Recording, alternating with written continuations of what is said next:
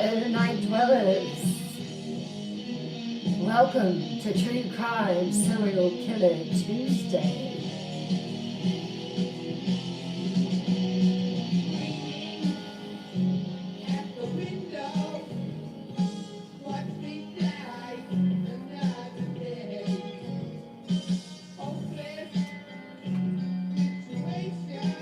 Hello, hello, hello.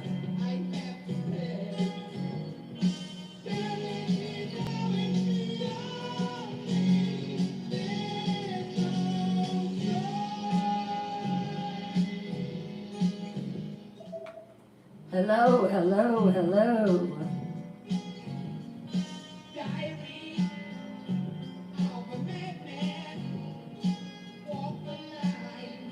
Why, thank you, Roxy. Hey, Pom Mom, hey, Charlene. Hello, Jacqueline, how are you? Hey, Julie. Hey, Lulu. Hey, Tammy Weber. Hey, Ray Ray. Look at all of my children coming in to the night realm. Are you ready for stories?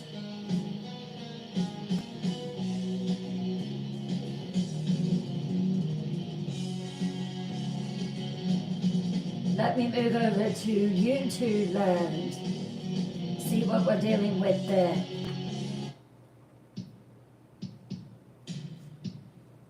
Oh, why did that switch? I have no idea. I guess we'll be starting over.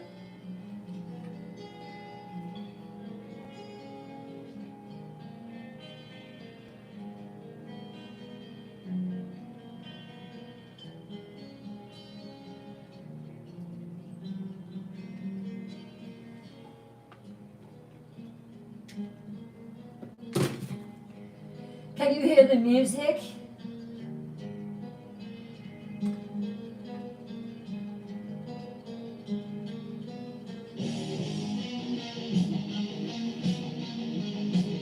Hello, Alicia. Hey, Mary.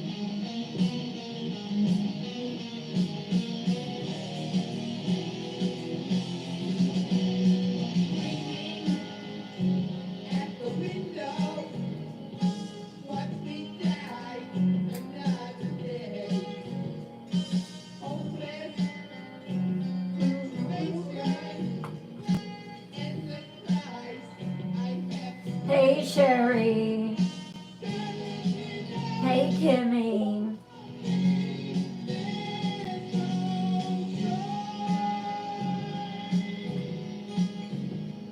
Always good to see all my night dwellers coming in. Music sounds good, Julia? Good. Hey, Melanie.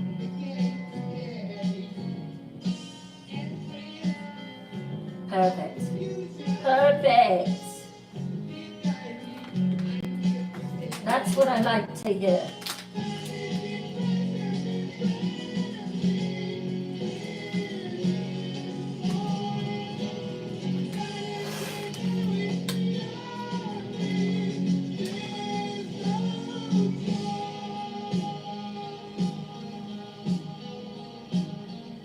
Hey, Rachel.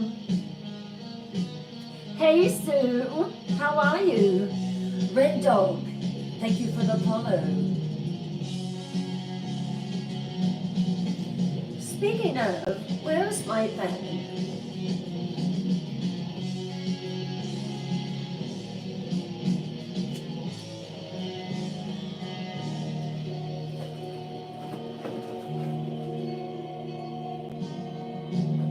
I found it. No, Melanie, I didn't see it today. I went by and checked, but our mail usually arrives a little late, so it will probably, I don't think it was delivered yet. But I cannot wait, as it is just waiting for the purple gown.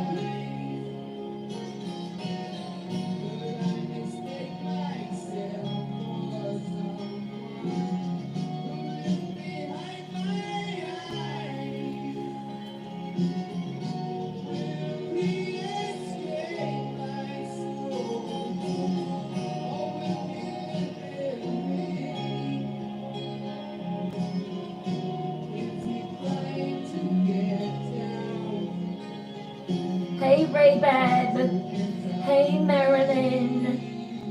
Would you really, Marilyn? Someone else told me that a good idea would be to come up with a collage of all my gowns so you can see them all.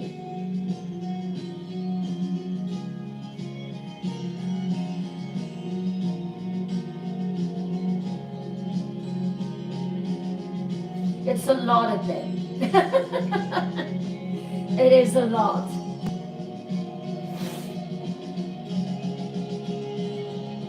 Hey XJ.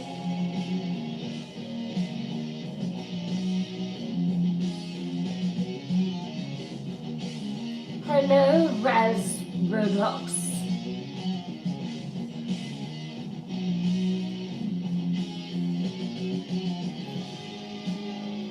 Some of these names.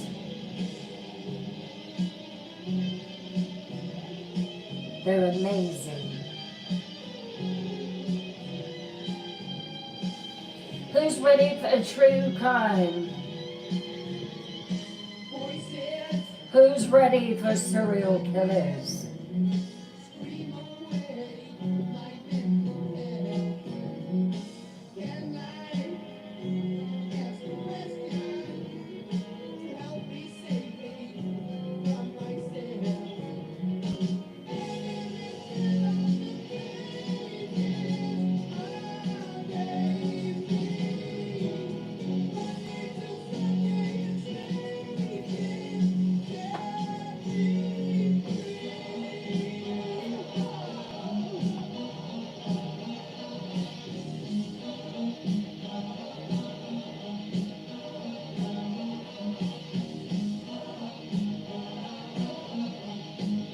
This is awesome. So I think I've almost got Facebook figured out. I'll have to set something up tomorrow night so that I can get all three in the camera. I don't like it on my laptop, not at all.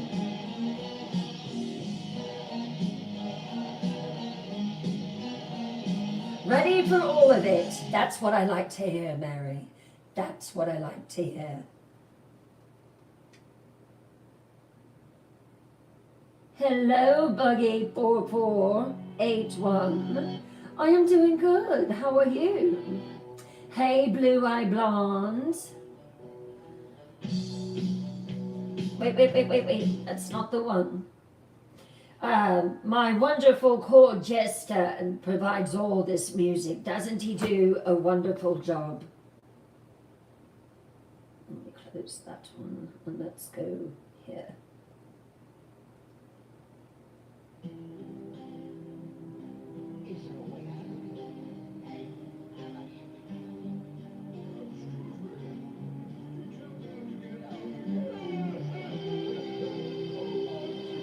And don't worry, once the stories begin, the music will go down.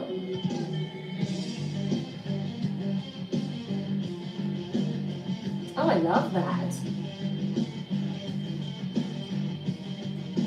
Hello, Scarlett.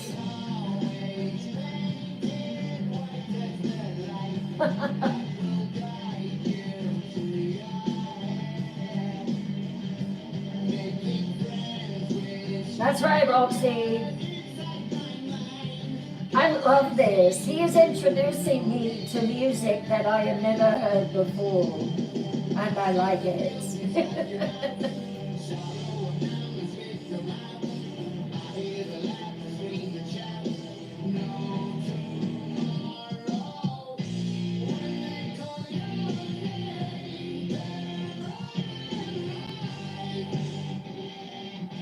heard that one. I've heard that one before.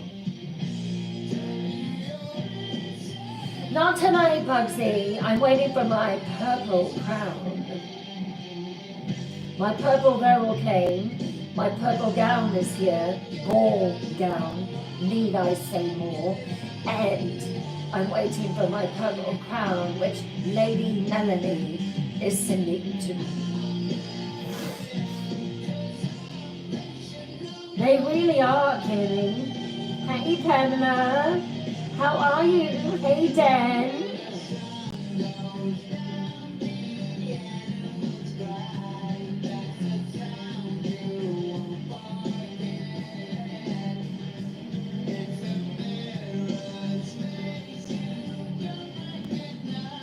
Hello, Wolfman. How is my favorite vampire doing? Hey, Melinda.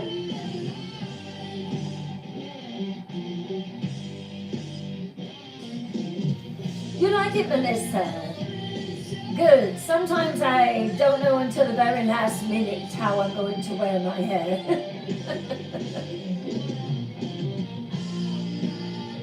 Come on in, make yourselves at home. If you are brand new here, come in and introduce yourselves. Let us know where you're from. My name is Bryn Morgan.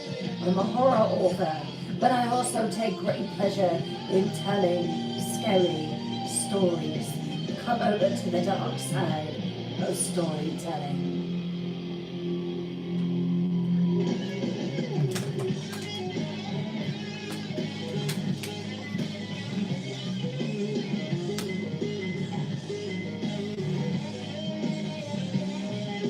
Hello, Mustang Sally. Oh, thank you, Melinda. Hello, V from Minnesota. Welcome in.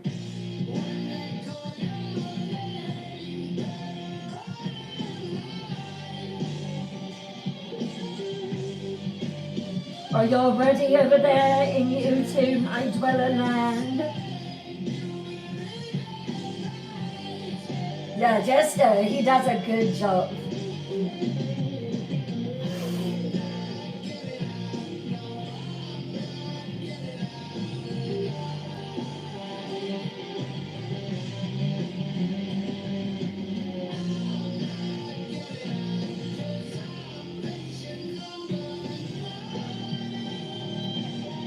Hey, Leslie Grant.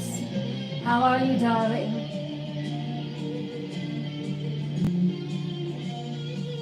Hey, Firefly. Uh-oh. I'm going to have to listen to that one, Bugsy. Hello, Kiddo at Heart. Hey, XJ.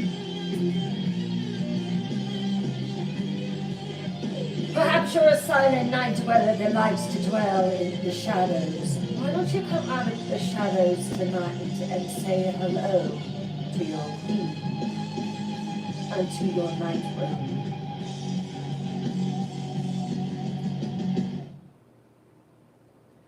All right, I think we've got one more. Here we go.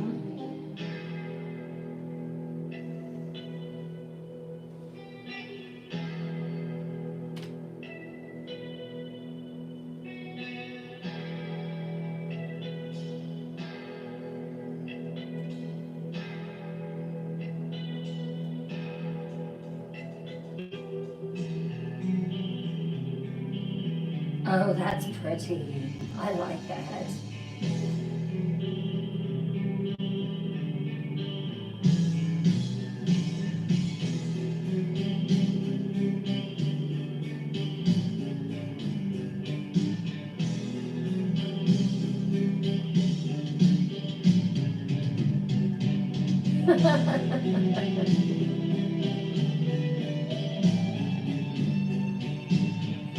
Five minutes, night dwellers. Grab your popcorn, your favorite beverage, and let's get ready.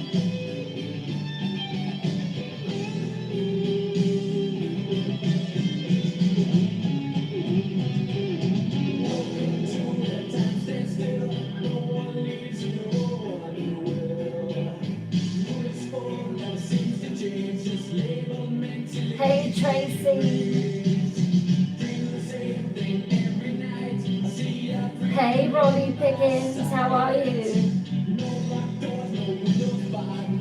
The true crime story tonight is the Little Star, the Judith Barton story. Very sad.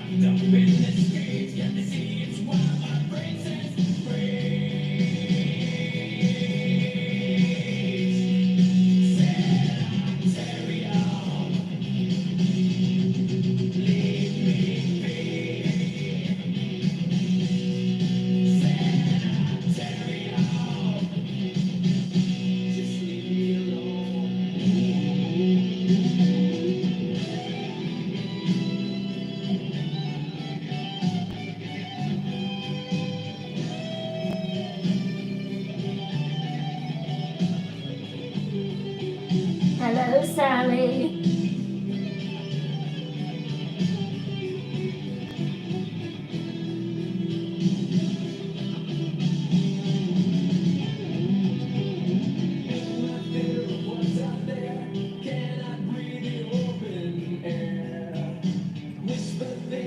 I'm so glad you like it down. Is it Wolfman? Hello, Don Juan of Tucson. It is good. How was your day?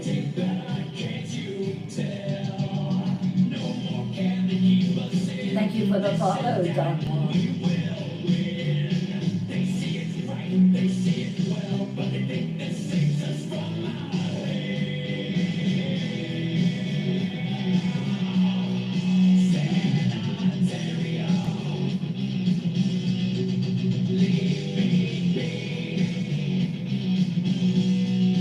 Hello, Aurora.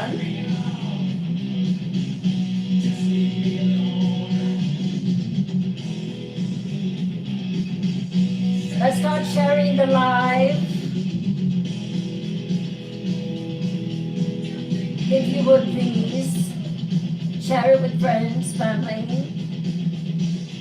on TikTok, whatever platform that you have, share it. Do you have someone that likes scary stories? Do you think they'll enjoy this? Send them on over. Thank you for the follows. My name is Bryn Morgan. I'm a horror author, and I also love telling scary stories. If any of that interests you, hit that follow button and the notification bell and never miss another Twisted Tales Live. And welcome. Hello. Hello, Heather. Thank you for the follow.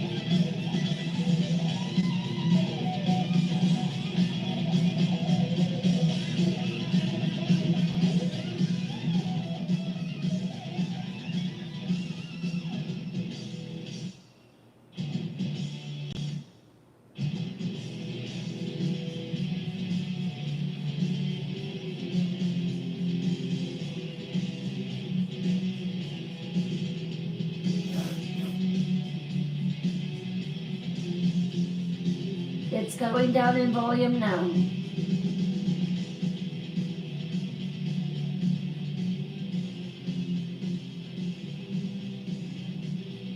Thank you for sharing. Thank you for sharing.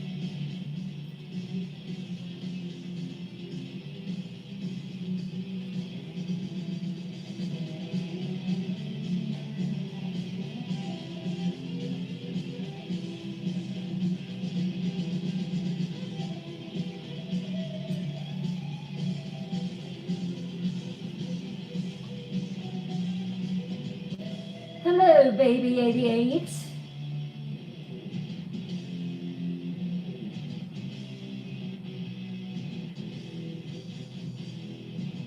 Is your stomach feeling better now, Bugsy? I'm so glad. I had a little bit of a stomach bug yesterday.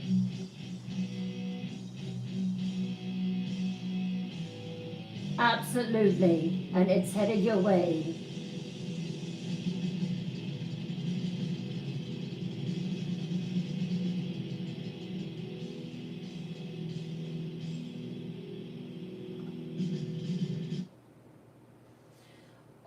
right.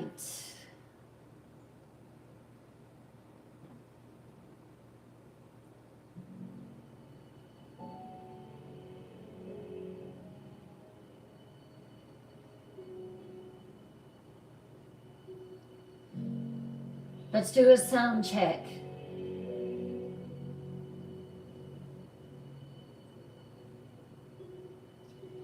That's on level 15. Can you hear it? Sounds good.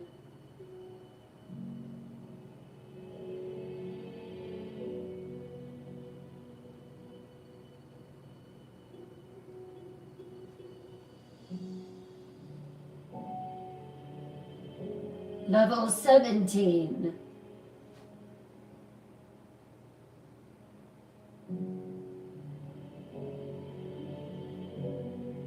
Can you hear me over the music?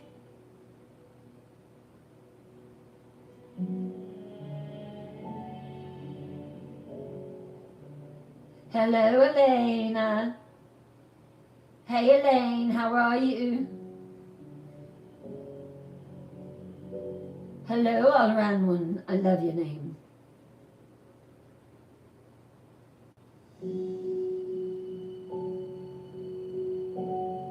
Oh, I love that, John Wong. Hey, Tara. This first story, we are starting out with true crime.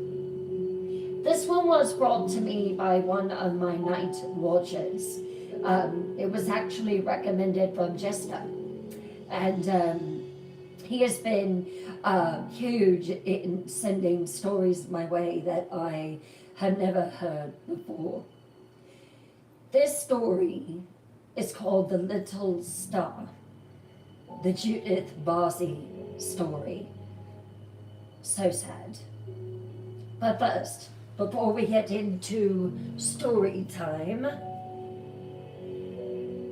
lower your lights. Light a candle for ambiance.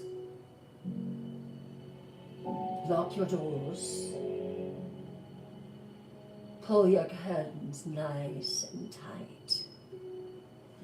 Wrap yourself up in your warmest blanket to avoid the chills that are getting ready to enter your room as I begin the story of Judith Barzi. Have you heard of it? It is one you will not forget. Let me check YouTube to make sure sound quality is good. How's the sound over there?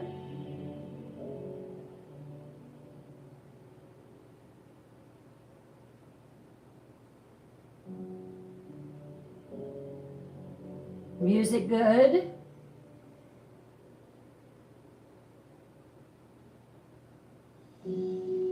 Hey, Leslie Grant. Is good. Perfect. Then we are ready to begin.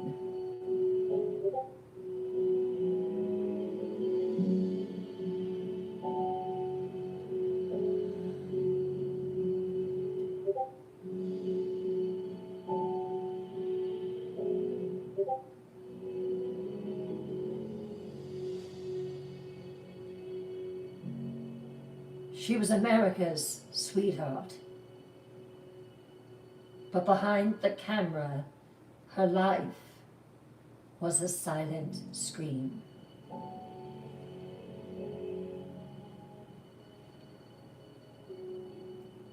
Chapter 1. The smile that lit up screens. You wouldn't know it from the sparkle in her eyes.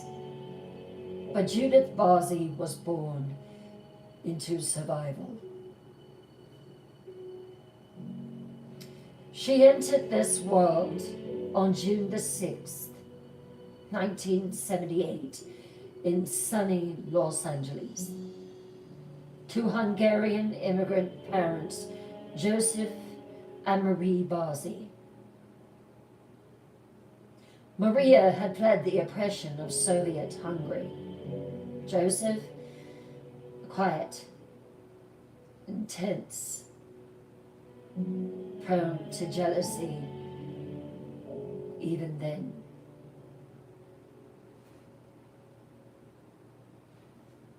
But Judith was bright,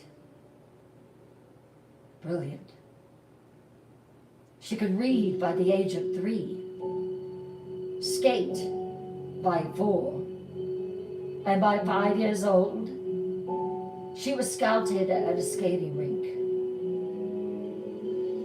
A director saw her and said, "That kid right there, she's magic."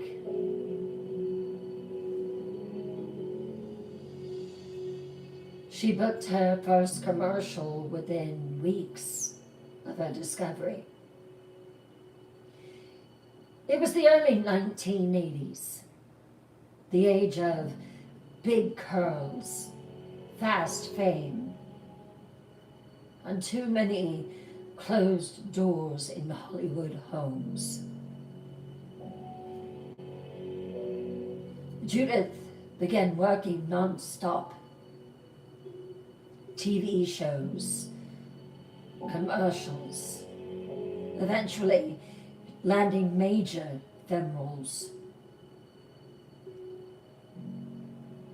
Perhaps you remember the movie The Land Before Time. That's right. Judith Barzey voiced Ducky in that movie, The Land Before Time. You remember the movie All Dogs Go to Heaven? Again, Judith Barzey. She was Anna Marie. Directors, they called her a one-take wonder. She was perfect, made for the screen.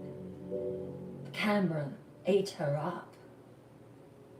Her eyes lit up the frame, but no one looked deep enough to see what was truly behind Judith's eyes. Because off screen, Judith was not safe.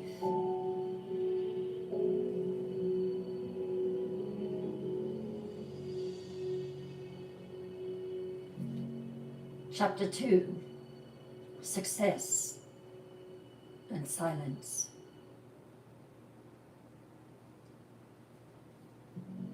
At the time that Judith was 7, she was making more than most grown adults. Commercials for Barbie, Campbell's Soup, Jif, film roles that brought in checks big enough to buy a new house. But it didn't bring happiness or peace. Not in the Barzey home. Joseph Barzey, her father, he wasn't celebrating her success. Far from it. He was drinking more, brooding longer, and whispering things in the dark that made Judith's mother's hand shake. Maria confided in a friend. "I just don't understand. How can he be jealous? How can he be jealous of his own daughter? He's jealous of her success. He's jealous of the attention that she gets. I'm so happy for Judith. Joseph isn't."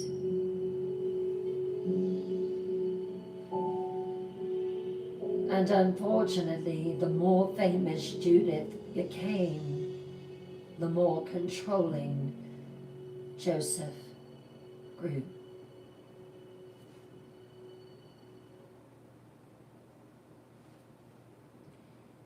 He forbade her from playing with neighborhood kids. He demanded to be present on set. And every time a new contract came through, he would remind her, if you ever stop working, Judith, they'll forget you. And when they do, I'll finish us all. What a weight to put on an 8-year-old girl's shoulders.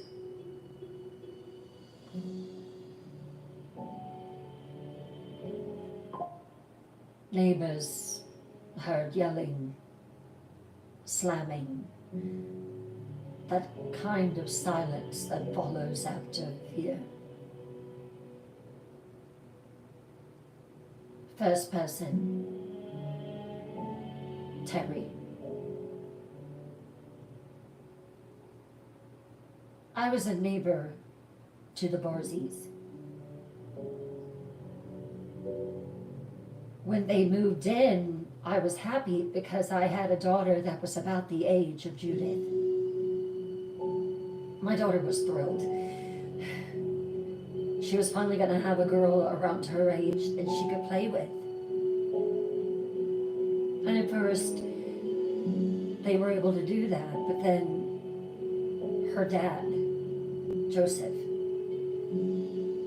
it's like he didn't want to see her happy. He would come out on the front porch and just yell and embarrass her so bad.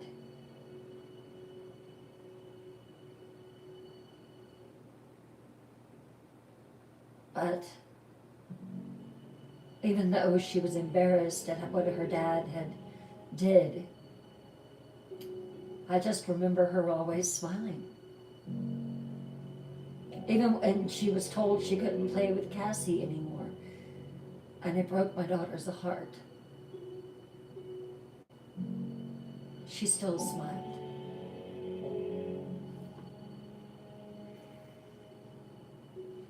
Judith smiled for commercials, for directors, for fans.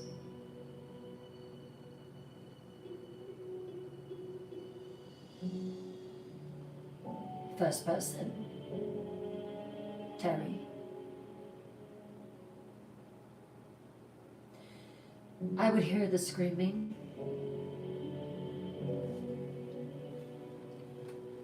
I would hear the yelling. I would hear doors slam. I saw the front door open one night and Joseph had Judith by the wrist. He was shaking her on the front porch underneath the light, and I told my husband I was going to do something about it. But my husband responded, leave it alone. It's none of our business.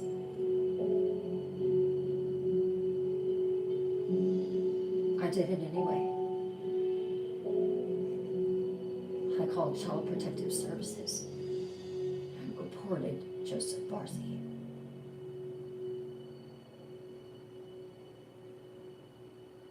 But Judith even smiled for Child Protective Services. When they visited the house, everything seemed fine. Judith smiled. No, my daddy's not mean to me.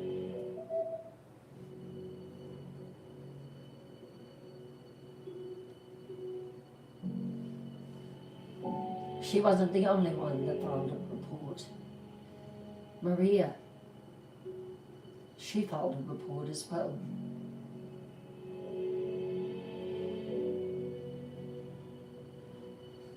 First person, the social worker. I asked that little girl that day to tell me what was going on, her mother had reported abuse.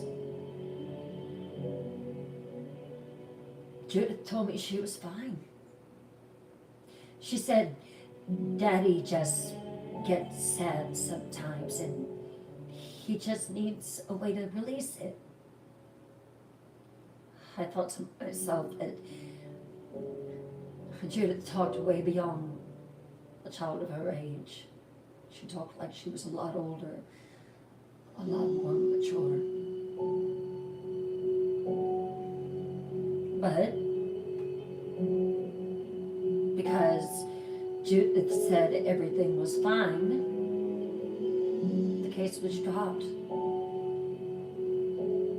No follow-up, no investigation. And that was it. Case closed.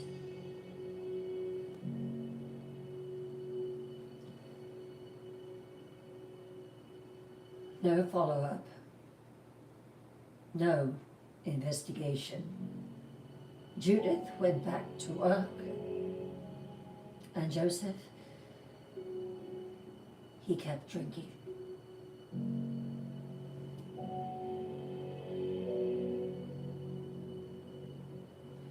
Chapter 3, the apartment she never moved into. Maria Barzi wasn't blind. She knew what was happening. She saw the way that Judith flinched when her father raised his voice. She heard the threats. She felt the tension crawling up the walls of their little home in Canoga Park. Maria started documenting everything. Every bruise, every drunken outburst, every whisper that hinted at something violent.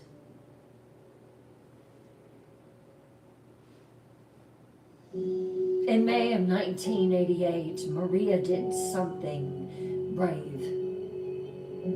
She rented an apartment. It was just for her and Judith. A fresh start. A key to finally escaping the abuse that she and Judith were receiving. No, it wasn't just Judith. It was her mother, Maria, as well. She even brought Judith by to see it. They were excited. They talked about decorating. Judith wanted a canopy bed and pastel walls, pink and lavender. They smiled, but unfortunately, they never moved in.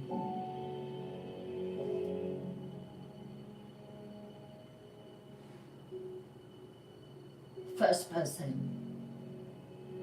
Maria's friend and close confidant.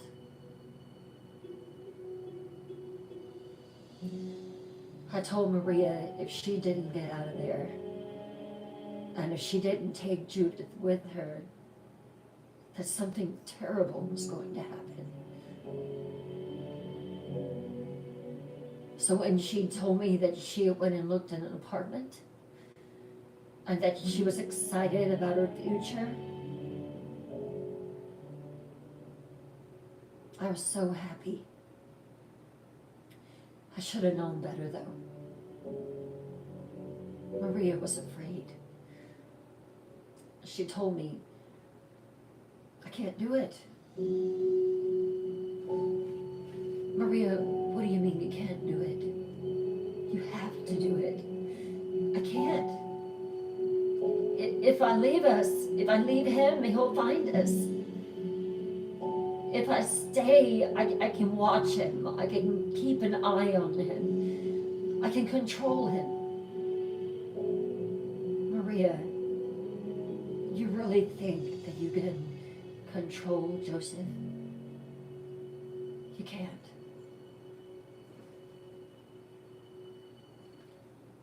Do the right thing. Leave him.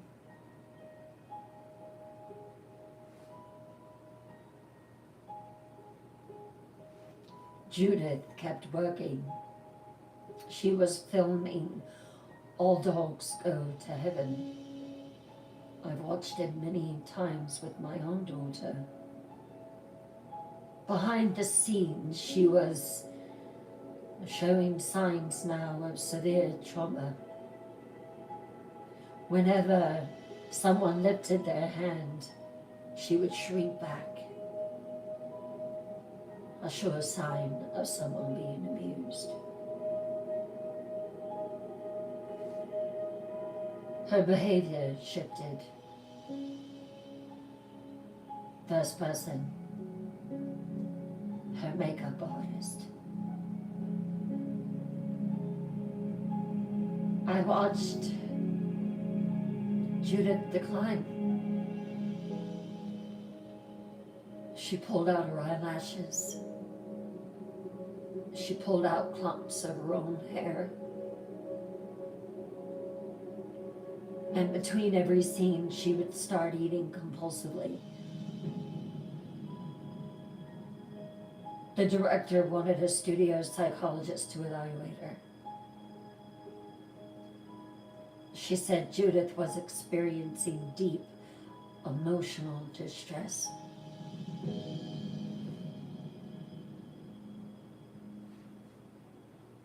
Still, no one stopped production. No one called a timeout. She kept working, kept smiling. And that little apartment, the one filled with hope and new beginnings, sat empty. No pastel walls, but pink and lavender. It just sat empty, waiting.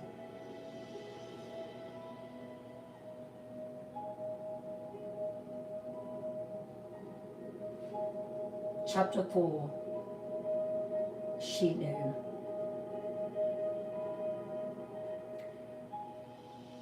It was June of 1988. Judith was 10 years old, and she was exhausted. She just finished recording for All Dogs Go to Heaven. Voice director Don Bluth called her electric in front of the camera. But even he noticed something in her voice, a softness, a sadness, like she was tired of being heard. And unfortunately, at home, things were just getting worse. Joseph's drinking had escalated. He was angry, unpredictable, and Judith, she was scared.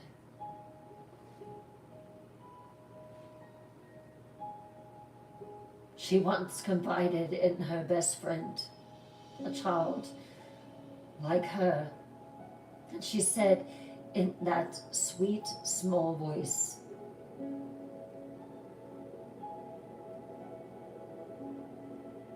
"My daddy is going to hurt me, and my mommy too."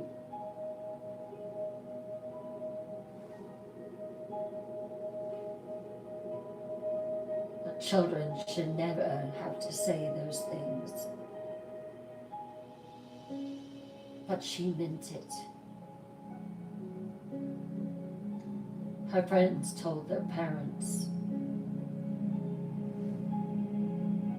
The message trickled into the ears of adults who didn't know what to do. Maria still hadn't moved into the apartment. The locks remained unchanged. And inside the Canoga Park home, Joseph Barzy was sleeping with something under his bed.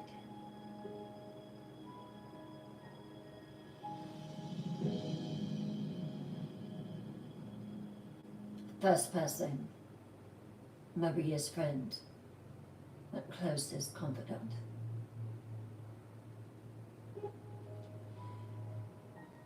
Maria told me the last time I saw her that she was going to leave him, that her and Judith were going to leave after just one more commercial, just one more check.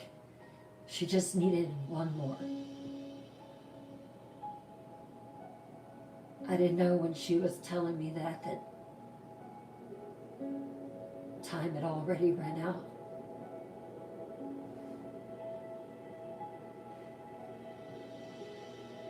Judith spent her final days playing in the yard, riding her bike, feeding her cats, practicing her lines, still smiling, still performing, but she knew the child always knew.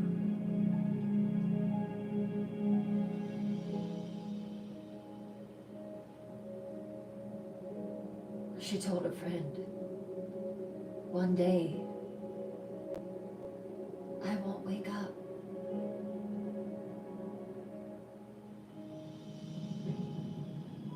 I'll go to heaven like the doggies do. And it came just a few weeks later.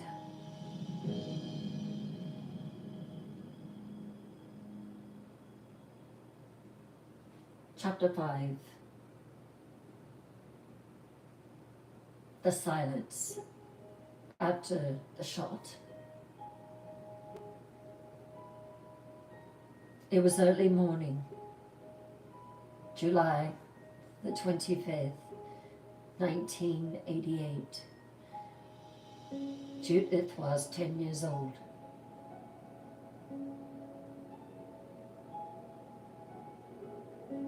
No one remembers hearing the crack in the air. Just a stillness that settled over the Barzy home, thick, heavy, unmoving.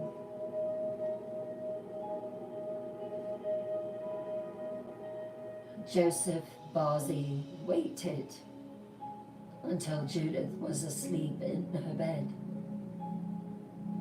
Her favorite pink blanket was pulled up to her chin. A stuffed bunny was on her pillow. He walked in, and he did what he had threatened that he would do.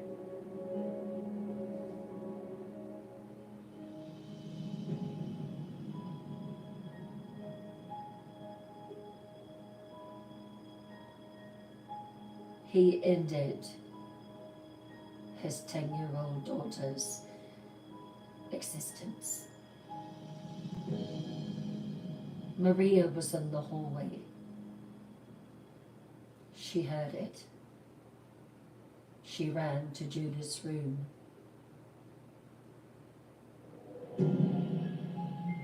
And she screamed.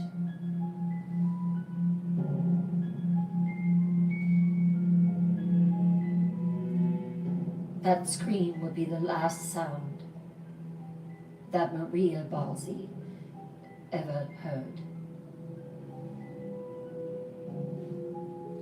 The last sound that she would ever make.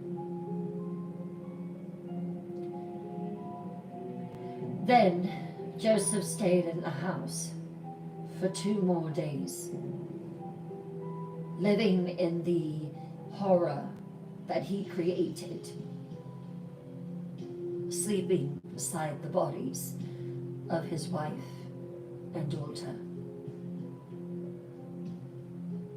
Friends grew worried. Calls went unanswered.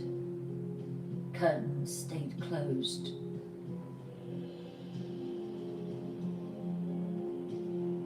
First person, a neighbor. I was making breakfast and I smelled smoke. I had walked in the living room for a second and I thought something was on fire, honestly.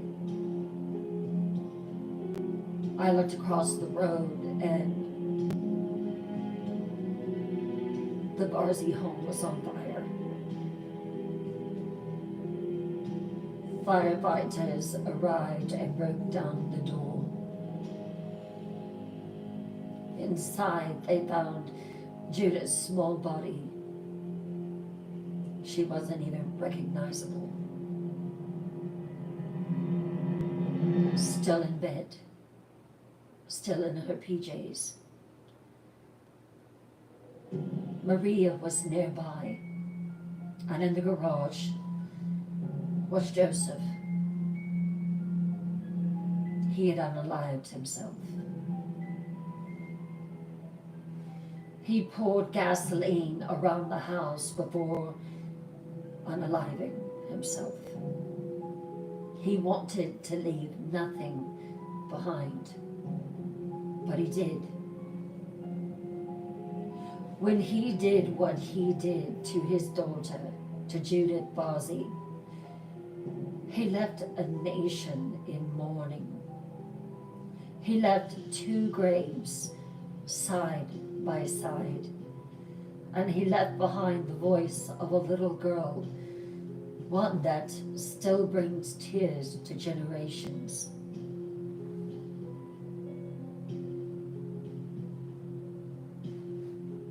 Chapter 6, The Voice That Wouldn't Die. When All Dogs Go to Heaven was released in 1989, Judith Barzee wasn't there to see it. How sad. But she was in it. Her voice carried across with every ounce of innocence, charm, and heartbreak. She played Anna Marie, the orphan girl who could talk to animals. And when she sang, you could feel it. Something deeper. Something almost, dare I say, prophetic. The final song in the film is called Love Survives.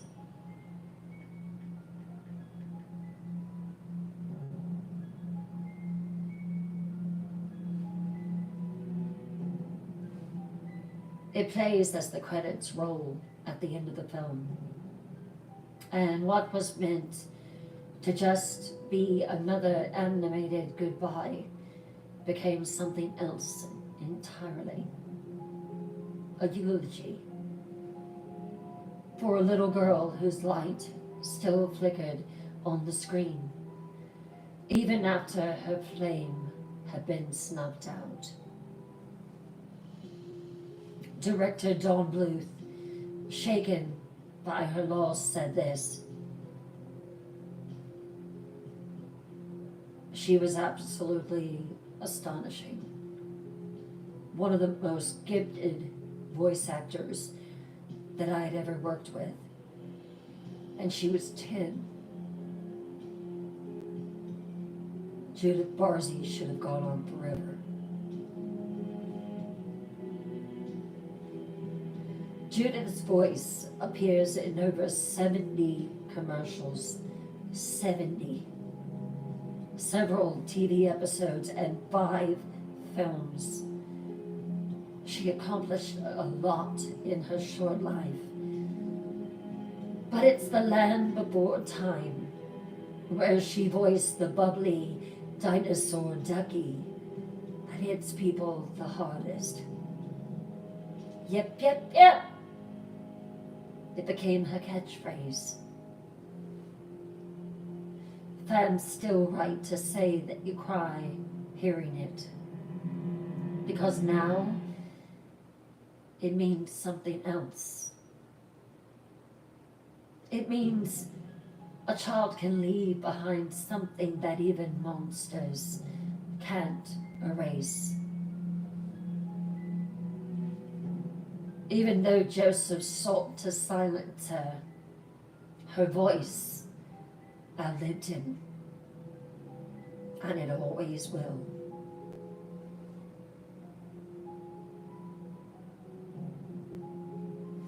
Chapter 7, Side by Side.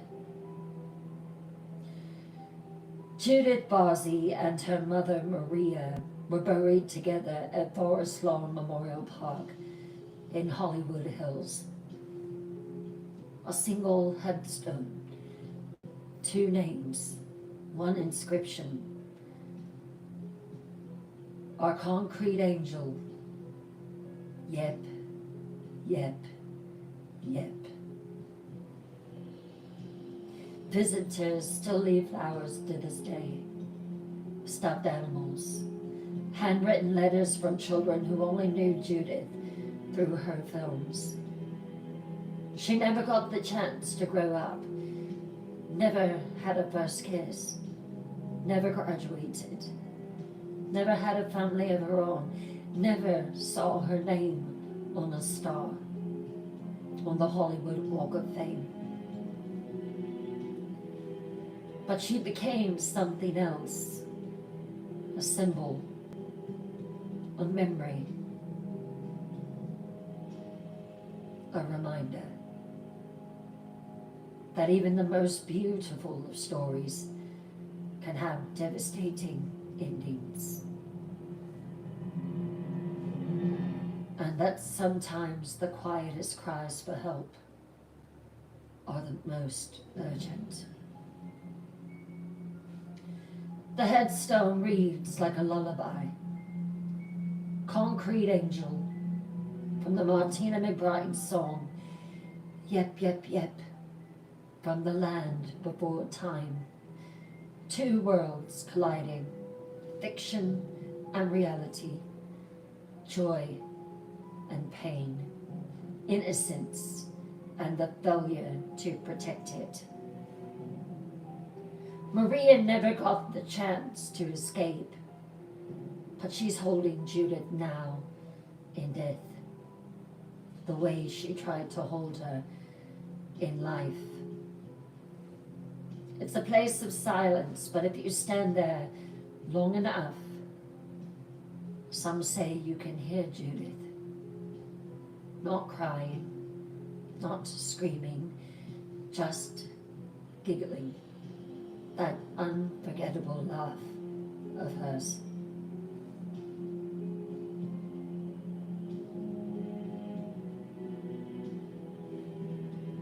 Chapter 8, The Voice That Changed Everything. After Judith's passing, there was outrage. Letters flooded social services. Calls poured into studios. People wanted to know, how did no one stop this?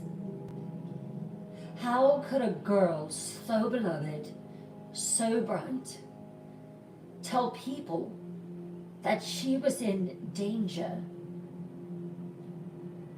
and still be left behind? The case became a national conversation about child abuse, about intervention, about how to recognize the quiet signs before it's too late. Judith became known not just as a child star, but as a symbol of the children who are never believed. Laws began to shift. Social workers were trained to look beyond the smile, to trust their intuition, to follow up again and again and again if something feels off. Her case became part of training seminars for therapists, educators, and child protection teams. And then something more powerful than any report came. Awareness. People started listening differently. Watch out for a kid that flinches when you go to raise your hand, even if it's just to pat them on the shoulder or to ruffle their hair. Good job, John. Watch out for those kids who flinch. To the ones who are too well behaved. To the children who smile wide, but when it's time for them to go home, you see the fear in the depths of their eyes. Judith's voice didn't just live on in movies. It lived on in every child protected because her story was told. And every time someone stands up for a child, every time a whisper is taken seriously, every time that social worker shows up at that house, Judith wins. She didn't get to grow old, Night Dwellers, but her story helped others grow up safely. She may be buried next to her mother, but her voice rises in every classroom, courtroom, and conversation where a child is finally believed. And that, Night Dwellers, that's immortality. And that is the true crime story of Judith Bazzi. We'll take a 10-minute intermission and then we'll come back with the serial killer case. Stay tuned.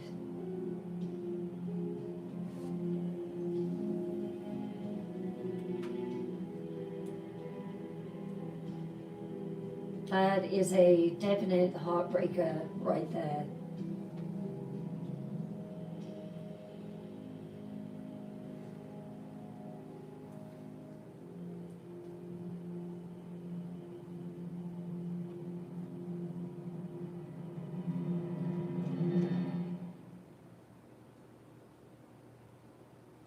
Bye, Mary.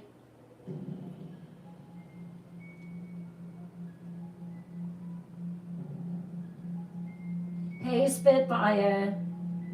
Hey, Truth Positive.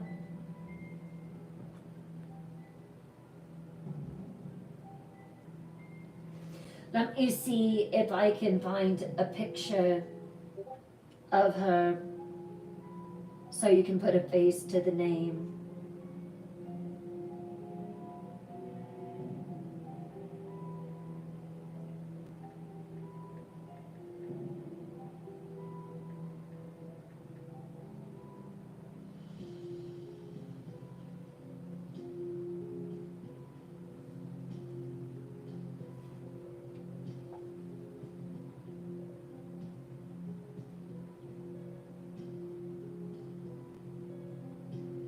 Beautiful little girl.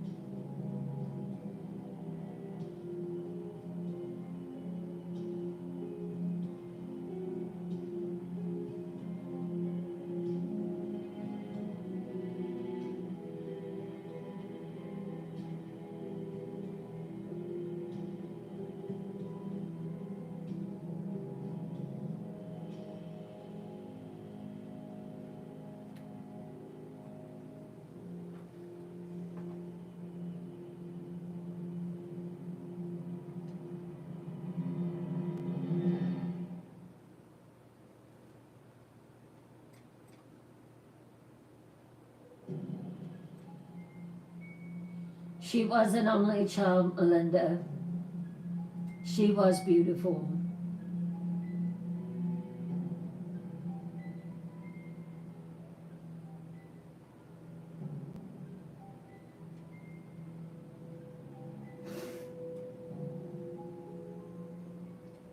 Oh yeah, Roxanne. She was the little princess for sure. Yes, Tara. Very hard for me to read. Very sad.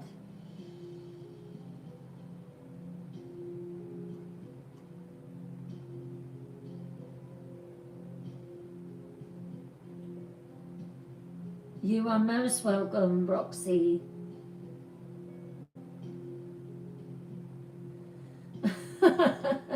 I don't think I know any jokes. You're most welcome.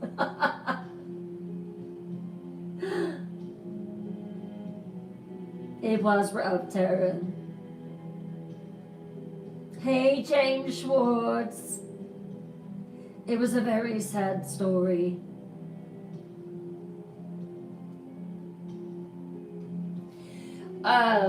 When they were talking about the part of the children, that she would flinch, I know for an absolute fact that I had a friend who was a guardian ad litem, and she would have to go out and see some of the most severe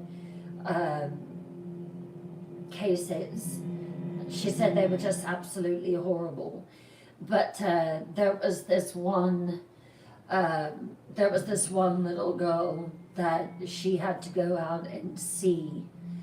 And the reason I said the part about ruffling the hair is because I remember her telling me that this little girl had blonde curls, just blonde. And she went to just touch her on top of her head, and the girl ducked down. And she knew that the girl was being abused, and she pulled her out. She pulled her out of the house, and so there are signs, and we just it's just sad. If you see a child that acts like that, please say something.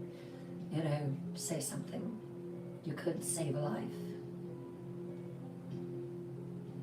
Absolutely. It just makes me mad. I honestly do not know. I just don't know how a parent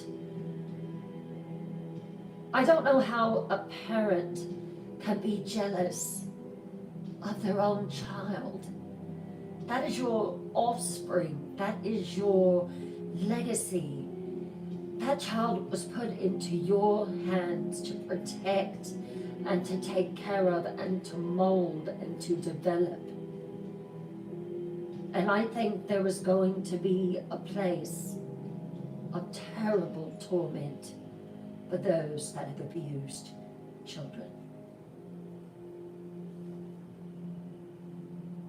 They are.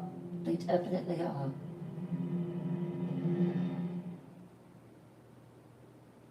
It just doesn't. It makes absolutely no sense whatsoever. And I just get really mad. I look at my daughter, and I'm constantly asking her, what do you want to be when you grow up? What do you want to be? What do you want to do? And I can't even imagine feeling jealousy toward my child, toward my daughter. I just don't understand it. I just don't. And I don't believe I ever will. Children, animals, elderly, absolutely. They are. They definitely are. Hey, Court Jesus Kid. How are you? I just don't understand it, Tara. I never will.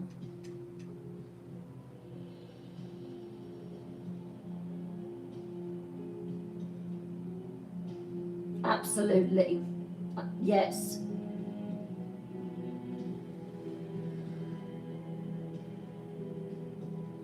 This next one, the story that I chose for the serial killer is going to be a change. It's not going to be a man, it's going to be a woman.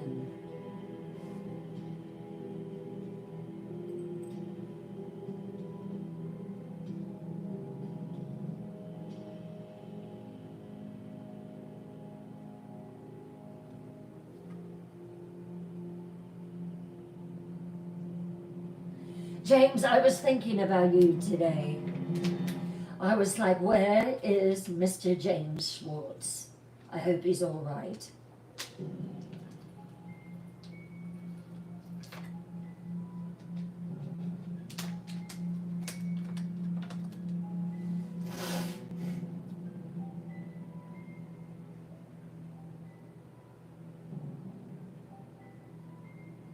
Aw, thank you, Roxanne. I'm gonna have to wear my hair down more often.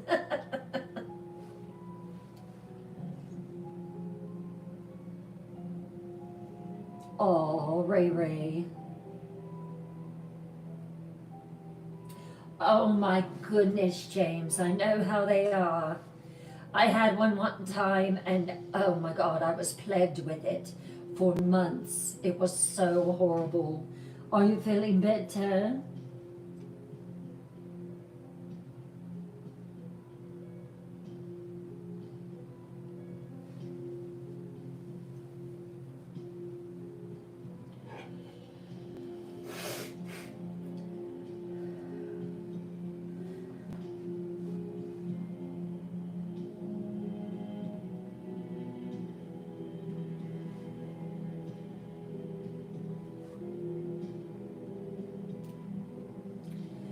So, we are climbing the YouTube mountain.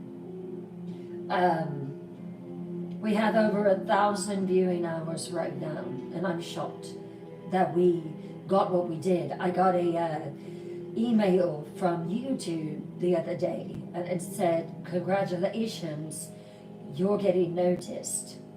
And I was ecstatic about it, and I posted it in Discord, how happy I was about that.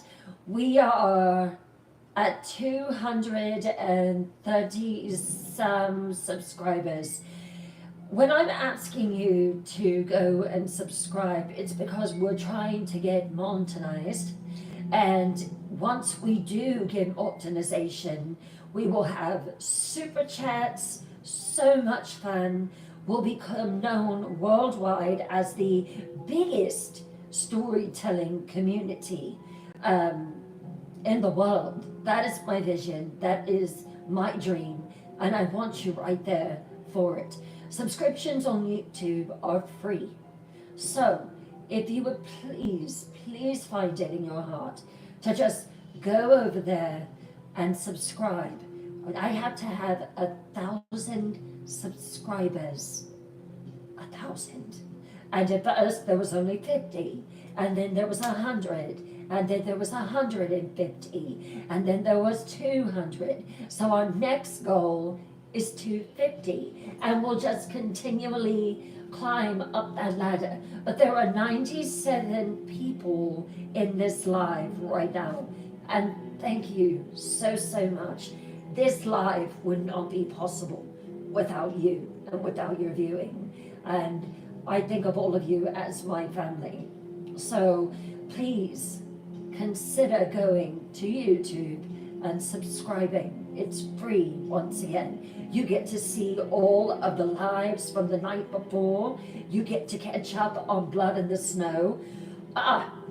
Blood in the Snow is tomorrow night. Normally it would be Thursday, but I'm going to be out of town. So tomorrow night is Blood in the Snow. So you can go and you can catch up on YouTube, watch the shorts. We are posting like crazy over there. So just be a part of the community that's helping it to grow. just going over there for just a few minutes, hit that subscribe button, and it's done. Thank you so, so much. I want to thank all the followers tonight. Thank you for coming in and for joining this community. Would you consider moving on over to Discord? And that way you can talk and hang out with your Night Dweller family. It doesn't have to end after the TikTok live is over. It can continue. I have some people that opt to watch on YouTube because they have it on their TV. So they have a big screen and they can watch it on there. Thank you for the twisted trinkets tonight. And if you go up here above my name is my Bewitched boutique. And you can go in there and see the twisted trinkets. If the moon calls you, answer the call. Whether it's small or big, every twisted trinket goes toward keeping this life alive and thriving, and the lightning flashing, and the thunder rolling, and the scream. You get the idea. So yes, but I want to thank everyone for just being such a great part of this community.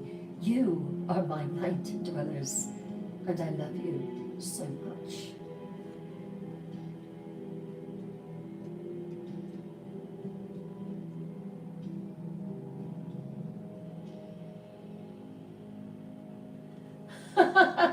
You've listened 3 times. Oh, wow. Well, I'm glad that you're enjoying it. My Night Watchers, if you could please post the YouTube link on there, that would be great. Also, if you could post the Discord link up there, that would be great as well. Come on over. This is a safe, loving, warm community. The only vampire that I want in here is Wolfman and you, if you happen to be a vampire. But I do not want energy vampires. It is a rule in my kingdom. No energy vampires. No one that comes in and sucks the life out of this life. Thank you.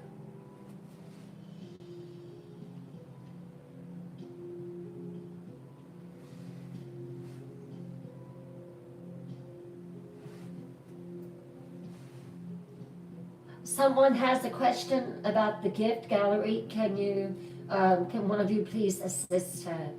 Thank you, my lovely Night Watchers. With that being said, it is now time for the serial killer portion of the evening. This one was hard. This one was hard to research and hard to just, when I am doing a story, I try to get in that character's mind, and this one was tough, for sure. The next story is the serial killer, female serial killer, Aileen Wuornos. But first, let's settle back down and relax. Lower your lights. Perhaps your puppy dog is on the couch beside you. You're running your hands through its fur. Or it could be your kitty cat, laying in your lap, peaceful. Lock your doors. Pull your curtains closed. Light a candle for ambiance, or perhaps some glowy lights. Wrap yourself in your warmest blanket, because this story is a chiller.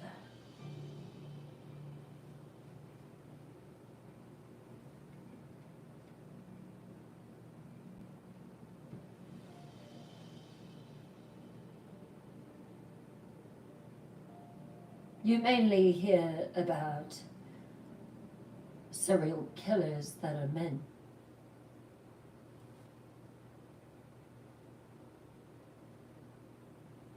But there are female serial killers.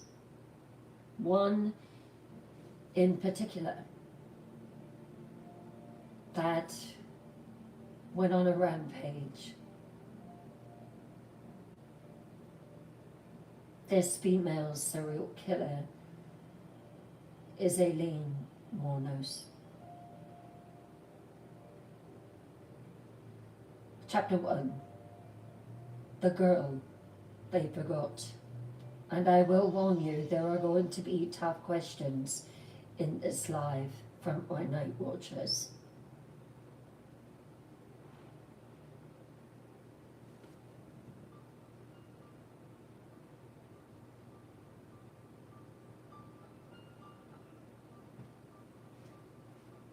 Aileen Wuornos. She was born on a day that barely exists. Why? It was February the 29th, 1956, in Rochester, Michigan. Aileen was a leap year baby, a child destined to slip through the cracks of time, just like she would slip through the cracks of everything else.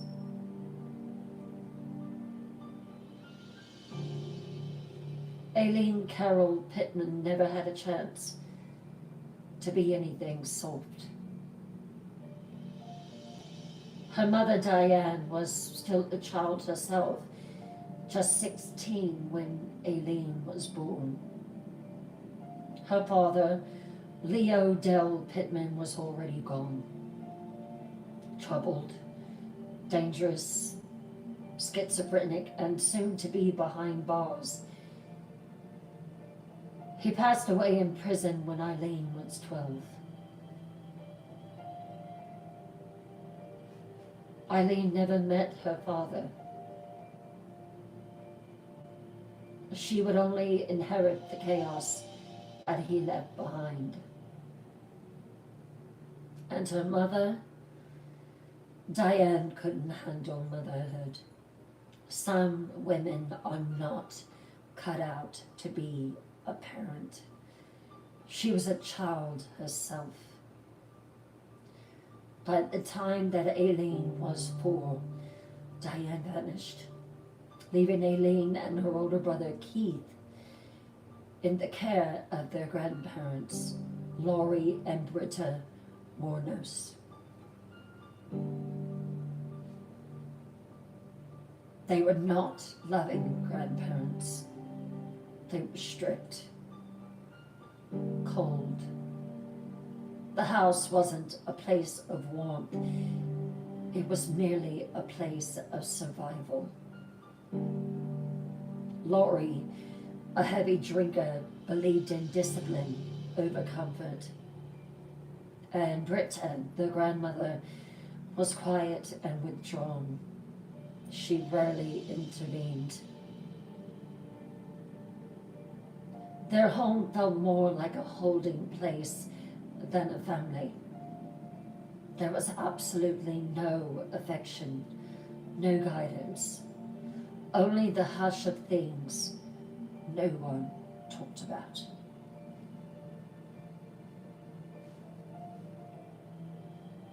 By the time that Aileen was in middle school, she had already begun pulling away.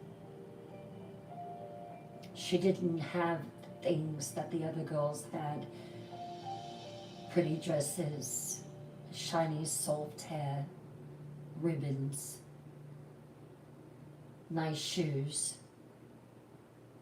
She didn't have any of the things they had, not clothes. Sometimes she would go to school and not have anything to eat.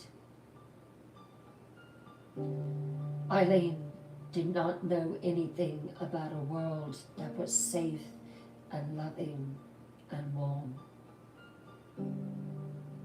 She only knew the belt. She only knew how hard it was to try to hide the bruises around her wrist with sweaters that were too big. She would go days without food. But Eileen was resourceful and she found her own way to get by. She sought connection, though, in all the wrong places. And the people around her, they took advantage of that over and over and over again. Eileen became isolated, not just physically, but emotionally. Anyone could look at her and tell that Eileen Warners was being abused. But teachers didn't ask questions. Neighbors looked the other way when she would come running out in the backyard with Lolly chasing after her the belt. She would go and live out in the woods for a few days until his anger would dissipate. Even those who suspected something felt like it wasn't their place to interfere.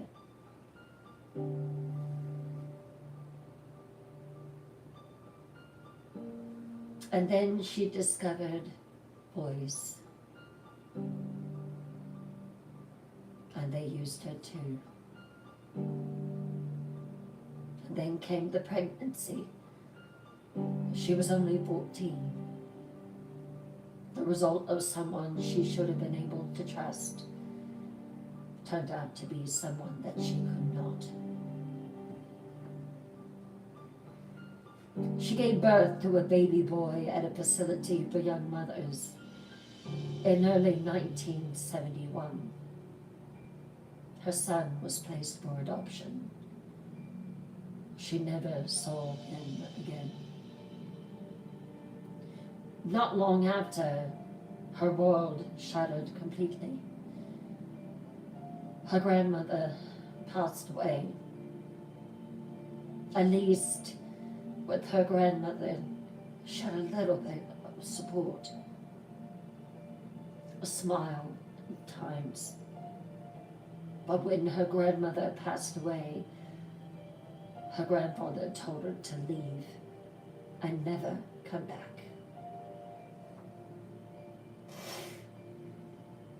Eileen was just 15 when she began living outdoors, in cars, in the woods, behind stores. She made do, however she had to. There were no safety nets, no one to call. She began relying on strangers.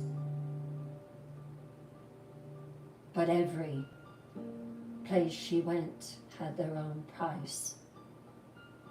And soon, that unfortunately became her way of life. By the time that Eileen was 16, she wasn't a child anymore. She was weathered, worn down, and furious at the world. Full of rage, full of anger for the cards that had been dealt her. Her life had been built on broken promises, and deep down something began to harden within her. It wasn't just pain anymore. It was something darker that had taken root in Eileen. Something that would one day take over her completely.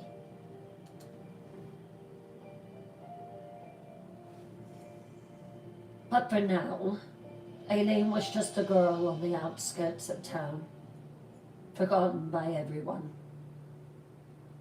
And no one was watching closely. enough to see what she was becoming with every passing day. Chapter 2, Queen of the Highway.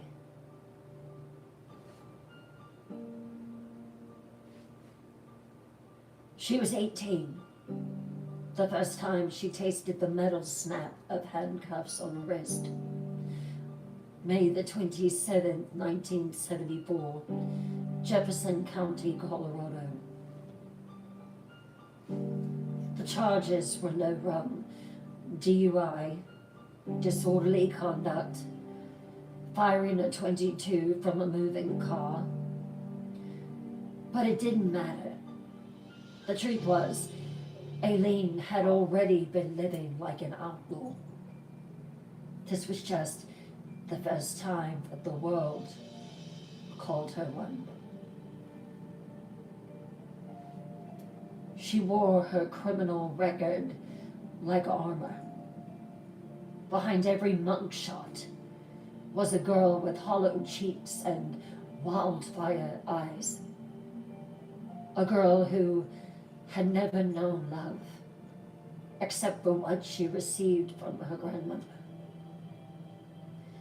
She drifted between towns like smoke, slept under bridges, in storm drains with rats, behind gas stations. Truckers picked her up and put her down. Sometimes they paid, sometimes they didn't. Either way, she smiled with her teeth clenched and let them pretend that she liked it. In 1976, Aileen washed up in Florida, sunburned, skinny, dirty, hitchhiking with a thumb that trembled from withdrawals. That's when she met Louis Gratz Paul. He was 69 years old, wealthy, lonely, and kind. At least, at first.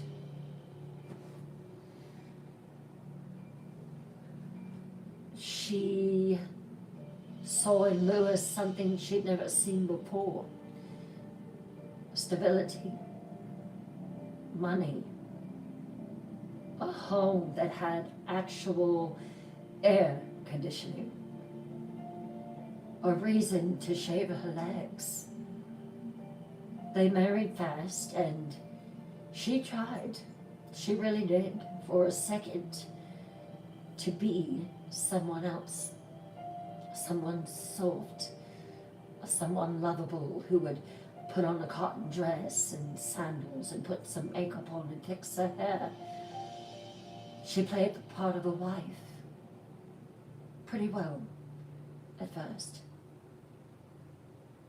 but it didn't stick. She kept going to the bar, kept picking fights. Her rage didn't go away just because there were curtains and a clean floor.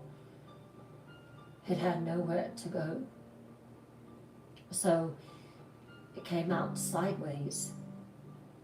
One night, she struck Louis with his own cane. Louis, in return, filed for a restraining order. The marriage ended before the ink on the license dried.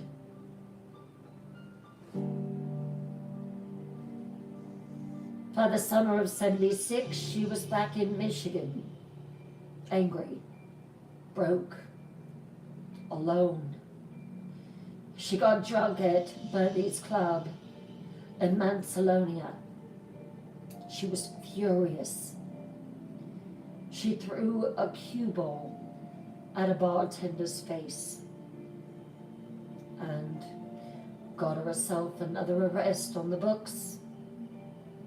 3 days later, her brother Keith the boy that she both clung to and despised in the time with her grandparents. He passed of esophageal cancer, and he was only 21. The insurance policy that she received paid Eileen $10,000 for a woman who'd scraped gum off the sidewalk for food. It felt like a fortune. She bought a car, jewelry, booze, burned through every penny in less than 2 months. The $10,000 was gone.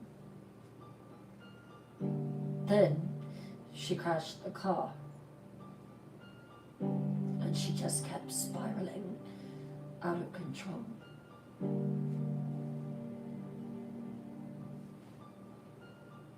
In 1978, she tried to end it.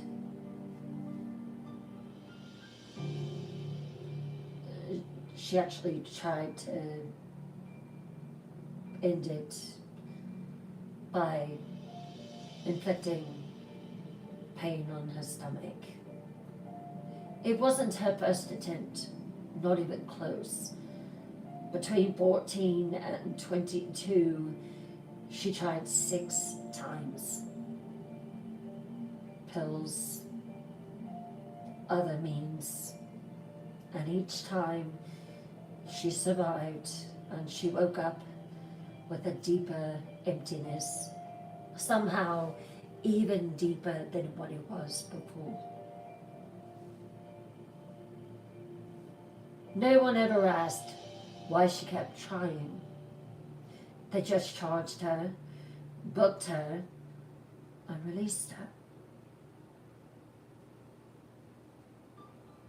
Her crimes got smaller, her arrest more frequent. 1981, she robbed a convenience store for $35 and 2 packs of cigarettes. 1984, she forged checks. 1986, she stole a revolver and ammunition. 1986, caught with the revolver in someone else's car. Every crime felt less like defiance and more like survival, or ending herself in slow motion. But in the haze of detours and detention calls, she met someone who changed her world. Tyria Moore. Tyria was a motel maid from Ohio. She was quiet, soft-voiced.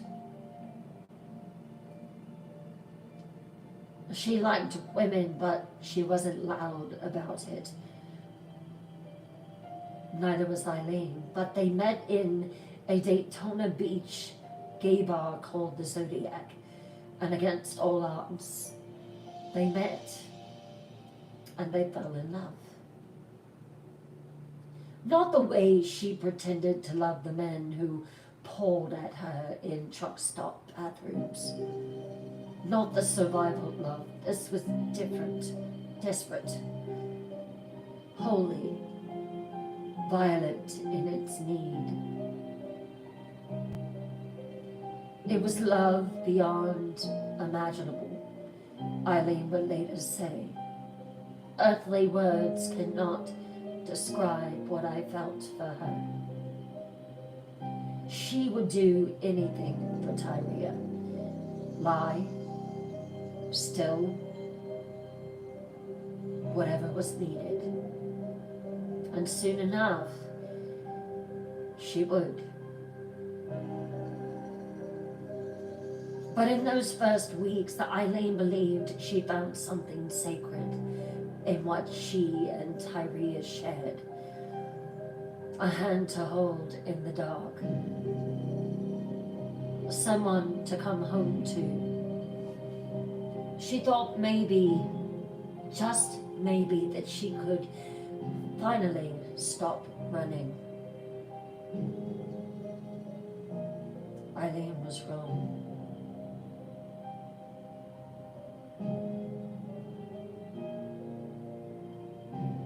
Chapter 3.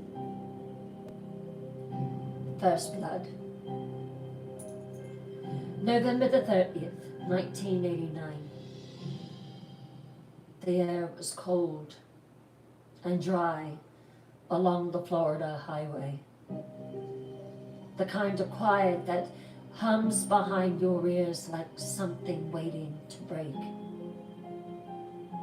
Eileen stood on the shoulder of Route 92 with her thumb out, the wind catching her hair, the weight of her .22 heavy in her pocket. She wasn't looking for trouble. She never was. But somehow trouble always found her. Richard Mallory was 51. He owned an electronics repair shop in Clearwater. That night he pulled over, he rolled down his window and asked the usual questions. She climbed in. They drove into the trees, away from the road, away from the lights, just like always. But something shifted. Little did she know, she had met a monster. Eileen would later say that Mallory assaulted her, beat her, tied her hands. She claimed that he shoved her onto the torn vinyl seat and that his cruelty was that of someone who had done it before. It would come out later that Mallory had once been convicted of attempted assault in Maryland, but in that moment no one knew, not even Eileen. She said she waited until he was distracted, and then when he was, she pulled out her .22 and she didn't hesitate. Once, twice. When the echoes died, he was still. She didn't cry. She didn't scream. She stripped his body, pulled him from the car, and left him in the woods. Just like that. She later said, he was going to do it to me. I got to him first.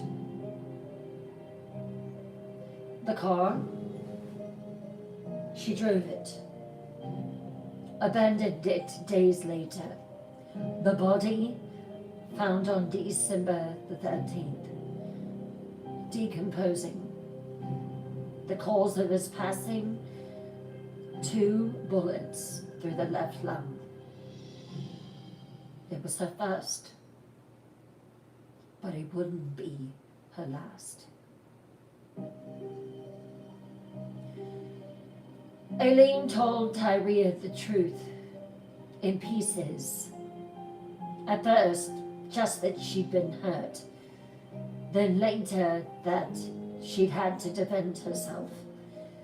And then maybe that she possibly did something to hurt him to where he'd never wake up again. Tyria said nothing. Maybe she didn't want to know.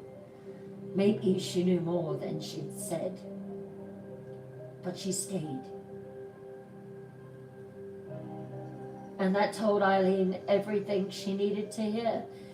By spring, the pattern had begun.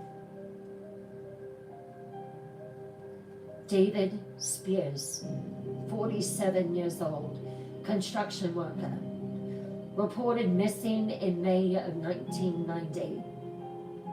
Found clothless by the roadside in Citrus County. Shot 6 times with a .22. Charles Carskadden, 40, a part-time rodeo worker, found June the 6th, shot 9 times. His body was wrapped in an electric blanket, decomposing under the weight of Florida heat. Aileen pawned her .22. Witnesses saw her driving his car. The pattern was brutal, predictable. She'd hitchhike, they'd pick her up. She would offer them what they wanted. Then, either they made a wrong move or they didn't. It no longer mattered at that point. Aileen had made herself judge, jury, and executioner, fueled by hatred and a heart that no longer trusted mercy. But behind each kill was a woman that was unraveling in secret. Aileen wasn't becoming a monster. She was a monster made. Each shot fired was a scream she never got to yell as a child. Each stolen wallet was a sliver of power in a world that had always pinned her down. She claimed later it was self-defense. But even she began to struggle with that claim. Even she started to contradict herself. Because after that first kill, there was something else inside her now. A hunger, a purpose. Something that felt like control.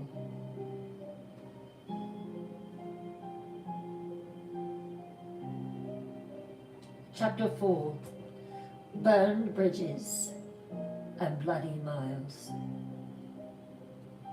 The summer of 1990 was blistering in Florida. Humid, thick, heavy with rot. The kind of heat that clung to your clothes and made the skin itch. Aileen and Tyria drifted from cheap motel to cheap motel, eating from vending machines, burning through cash, and sleeping with a loaded gun between them. Aileen kept doing what was coming more and more and more easier for her to do. Peter Sims was next. A 65-year-old retired merchant seaman, the kind of man who'd seen too much of the world to be afraid of a hitchhiker. He picked Aileen up in Jupiter, Florida, headed west. He was never seen again. His car, though, that turned up July the 4th, 1990, Orange Springs. Wrecked. Witnesses saw 2 women flee the scene. One had wild blonde hair and a permanent scowl etched on her face. The other smaller, darker, and nervous. Aileen left her fingerprints all over the inside of the vehicle. But the body of Peter Sims was never found. And Tyria was still there. How much she knew, how deep she was in, no one can say. Maybe she turned her head. Maybe she just wanted Aileen's love more than she wanted the truth. But even she was starting to pull back. Meanwhile, Aileen pressed forward like a woman on fire. Troy Burress, age 50, a sausage delivery man from Ocala, reported missing on July the 31st. 4 days later, his body was found in a wooded area. Shot twice. Then Charles Dick Humphreys, age 56, a retired Air Force major, a former child abuse investigator, and ironically, a former chief of police. She killed him on September the 11th. Fully clothed, shot 7 times, a cop, taken down by a prostitute with hatred for power. Her last known victim was Walter Antonio, 61, a part-time security guard and former reserve officer. She left him near a logging road in Dixie County. 4 bullets in the body. His car found 5 days later, abandoned.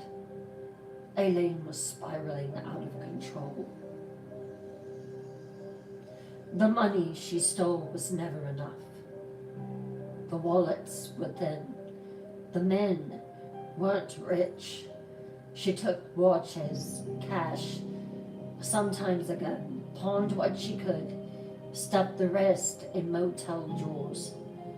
She was tired, she was angry, and she was becoming sloppy. Pawn slips left behind, her name scrawled in shabby cursive. One of them even had a thumbprint, the same thumbprint left on the door of Peter Sims' car. It wasn't long before the police started connecting the dots, and they started with the cars. A statewide alert went out. 2 women seen abandoning a vehicle in Orange Springs. Descriptions circulated. Composite sketches were drawn. And tips, they began to pour in. Someone had seen Aileen. Someone had seen Tyra. And someone had written down the license plate. The net was tightening. Still, Aileen refused to run. She leaned into the danger, drank more, fought more, walked the highway like she owned it, like she didn't care if the world ended tomorrow. She never looked over her shoulder, but Tyria did. And when the law came knocking, Aileen wouldn't just be betrayed by the system. She would be betrayed by the only person that she had ever loved.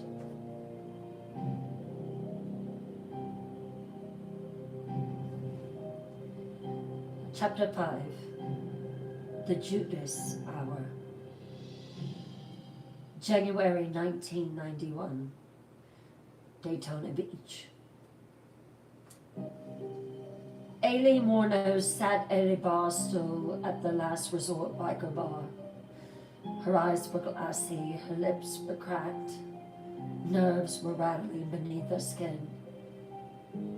She had no idea that day that she was being watched. No clue that the net had finally closed. The police had traced her movements through a mess of pawn shop receipts. Her thumbprint, the same one on Peterson's car, had surfaced again, this time stamped on a pawn slip for a camera. The name she used, Lori Grody, fake, but the print didn't lie. They didn't need to chase her. They just waited. And on January the 9th, they took her in. charge was simple. A warrant for the old weapons violation, enough to get her off the street, enough to make her sweat. But Aileen didn't crack. She wasn't afraid of jail. Jail was air conditioning for her and 3 meals. Jail was silence. Jail in her mind wasn't worse than the hell that she had already walked through. The real pressure was coming from somewhere else. Tyria Moore had been found, not in Florida, but all the way up in Piston, Pennsylvania. And she wasn't in handcuffs. She wasn't sitting in a cell. She was in a motel, surrounded by cops and cold coffee, being coaxed into making a deal. And what did Tyria do? She took it. They told her, make her talk, make her confess, and make her do it on tape. In exchange, Tyria would walk away clean, completely absolved.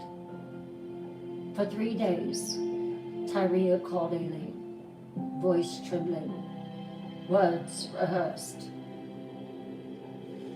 Lee, please, they're saying I could go to prison. Please tell them the truth. Please tell them it was you, that I had nothing to do with it. Aileen didn't hesitate. She confessed every detail, every life that she had taken. She told the police that each man had tried to hurt her, that they were rapists, that she had no choice. But in the same breath, she claimed, I was protecting Tyria. I did it alone, she said. Tyria didn't know, Tyria didn't help. Tyria is completely innocent. She gave them everything. Bodies, locations, weapons, in a futile attempt to save the only person she ever believed truly loved her. But Tyria never came to visit, never wrote, never called again.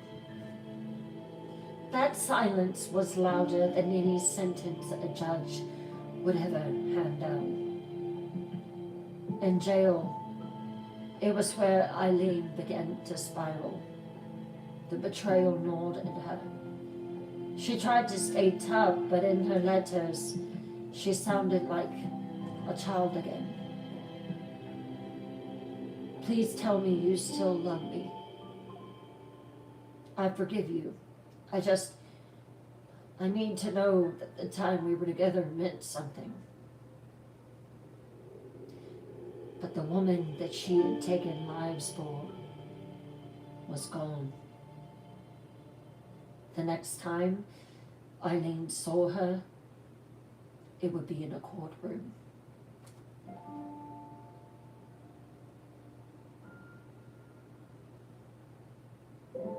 Chapter 6. The trial of a woman no one believed. January 1992. The trial of Aileen Carol Wuornos began in a packed Florida courtroom, hot with cameras and heavy with judgment. She wasn't just on trial for the murder of Richard Mallory. She was on trial for her entire life. Every headline painted her as a monster, highway hooker turned serial killer. No one said abused woman turned deadly. None said failed by every system meant to protect her. From the prosecution's opening words, it was clear. They weren't here to understand her. They were here to bury her. But Elaine fought back. She said that Mallory tried to assault her, that she had no choice, that the others started to or would have. She described the way Mallory tied her hands, the way that he beat her, the way his eyes looked when he told her, "I'm going to finish you and leave you in the woods like trash that you are." She said that she defended herself in terror, that it was the only way that she could live. But the courtroom didn't want complexity. It wanted blood. Florida's Williams rule allowed the prosecution to introduce evidence from the other murders, even though she hadn't yet stood trial for them. They used every death like a nail in her coffin. Her defense tried to fight back. They tried to push back. They uncovered that Mallory had been previously convicted of attempted assault and rape in Maryland, and he'd spent time in a correctional facility for sexual offenders, that he was known to be violent. But the judge refused to admit the records. He said they were irrelevant. He said it didn't matter. They brought in psychiatrists for her defense, diagnosed her with borderline personality disorder, an antisocial personality disorder, said she had suffered chronic abuse, that her brain had been fractured by trauma. But the jury, they didn't care. They looked at her leathered face, her snarling responses, her twitchy hands, and they didn't see a woman. They saw a killer.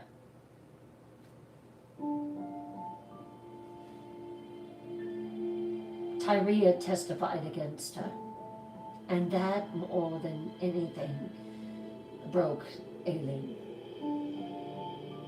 She sat there as the woman she loved pointed a finger, soft-spoken, tearful, apologizing to the court, while Aileen's mouth twisted into a mask of grief and fury. 4 days later, the verdict came in. Guilty. No hesitation. No mercy. At sentencing, Aileen lashed out. "You made me. I was innocent. You made me what I was. I did what I had to do to protect myself. But no one believes me, do they? You just want me gone." The judge stared coldly across the bench. "Aileen Wuornos, you are sentenced to death." Aileen nodded. She didn't cry, she didn't beg. But that night in her cell, she didn't sleep. She sat up until morning, just staring at the floor. Maybe she saw her life in that tile, the stains that no one bothered to clean, the cracks that no one fixed.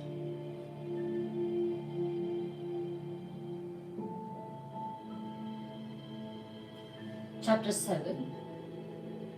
10 years of silence. Death row isn't just still bars and silence, it's time. Endless crawling time. For Aileen Wuornos, it was a decade of watching the clock eat her life in small, cruel bites. She was transferred to Broward Correctional Institution, the women's death row in Florida.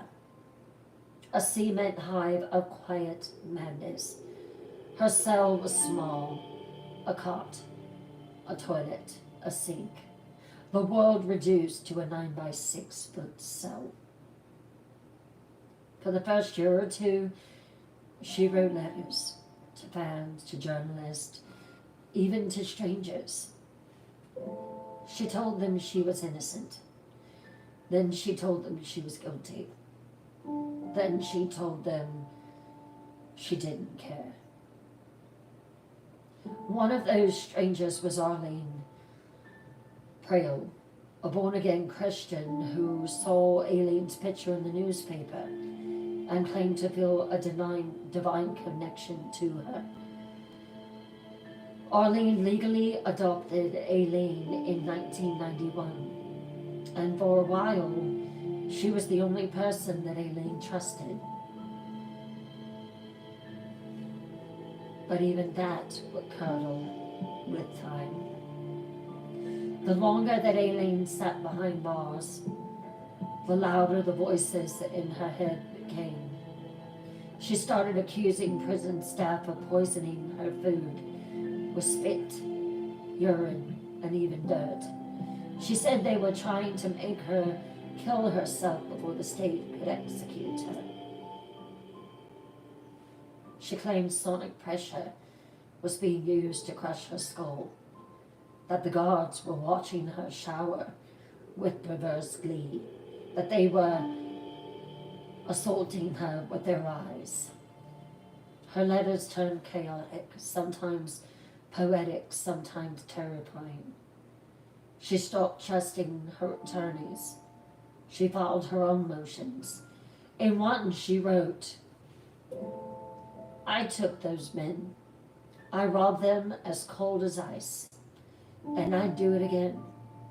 I've got hate crawling through my system. I'm sick of hearing this 'she's crazy' crap.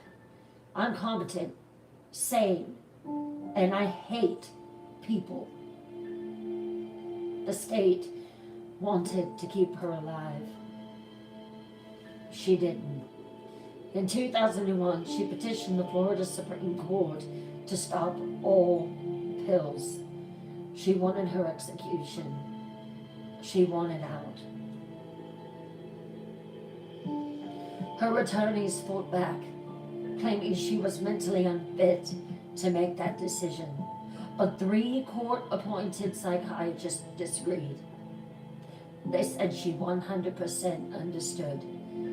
They said she was absolutely competent, just angry, very, very angry. In the final weeks before her passing, she gave interviews to filmmaker Nick Broomfield. At first she was calm, candid, even funny. Then the rage began to seep through. She ranted about sonic torture, about conspiracy, about Jesus and spaceships, about revenge. "Thanks a lot, society, for railroading me," she spat into the camera. An assaulted woman got executed and used her for books and movies. Her mind was unraveling like a wet rope. But even in that madness, there was pain. Even in her venom, there was a trace of the girl who had once lived in the woods behind her house with no shoes, no food, and no one to call her name.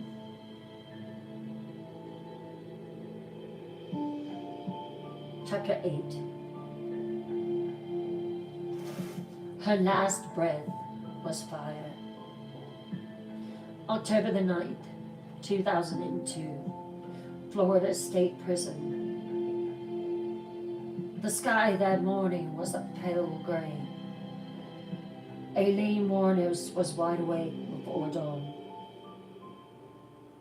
She refused a last meal. She couldn't order anything, but she could have had something up to $20, but she asked for nothing but a single cup of coffee. She was calm, almost too calm, not in fear, not in regret, but in certainty. She had already said her goodbyes to no one. There were no family visits, no hand-holding friends, just guards, lawyers, a few journalists. She stepped into the chamber with steady feet. She didn't flinch as they strapped her down. Didn't cry when the IV was placed in her arm. She just looked out through the glass. And with the world watching, waiting for something remorseful, she gave them a final chilling smile. Her last words, "Yes, I would just like to say I'm sailing with the rock, and I'll be back, like Independence Day, with Jesus. June the 6th, like the movie, big mothership and all.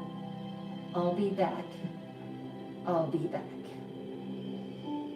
At 9:47 a.m., Elaine Carol Wuornos was pronounced passed.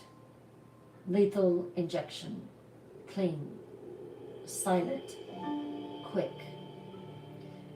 After her passing, her ashes were scattered under a tree in Michigan by her only remaining childhood friend, Dawn Balkins. She had requested one song to be played at her funeral, Carnival, by Natalie Merchant, a song she listened to countless times on death row, a small piece of beauty in a life that had seen very little of it. The woman who once stood on highways and begged for rides, the girl who once begged her grandfather to stop beating her, the daughter whose mother left and never looked back. She was gone. And yet something about her lingers, because Aileen Wuornos was not just a killer. She was a storm made human, born from pain, raised by rage, a warning more than a woman. Some called her evil, others called her a victim. But one truth remains. She was made by hands that hurt her, and she hurt the world right back.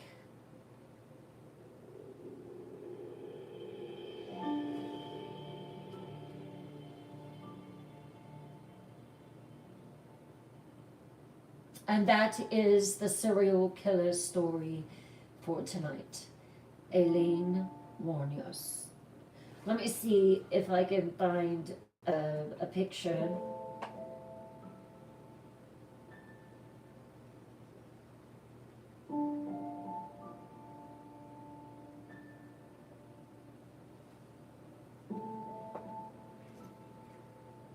I believe it was Charlize Theron who portrayed her in a movie. I believe.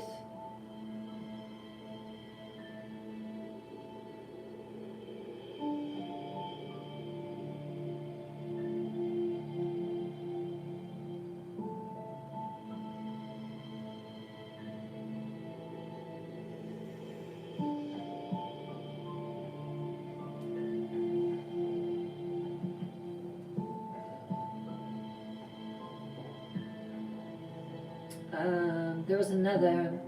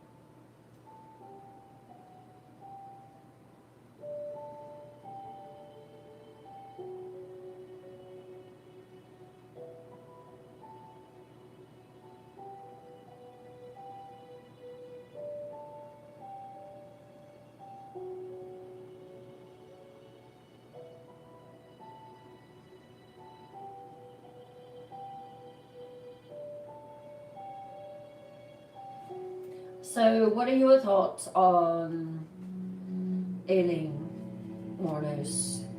Do you think she had a chance?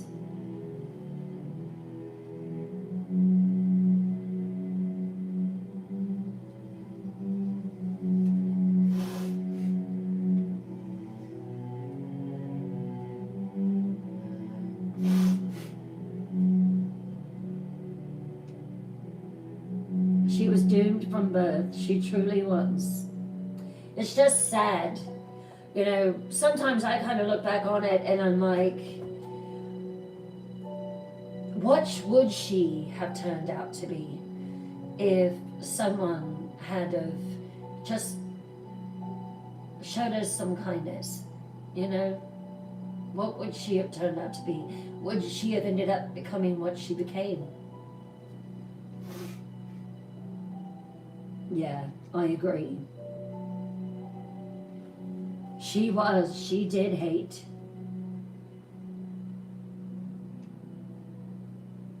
She was empty. I know, Shirley.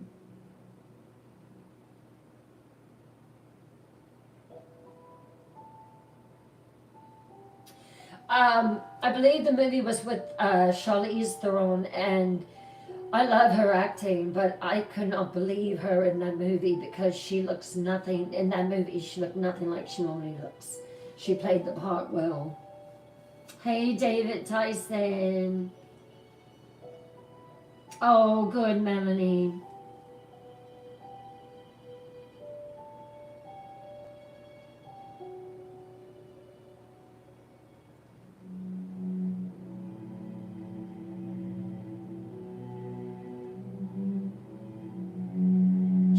She was really good in the movie.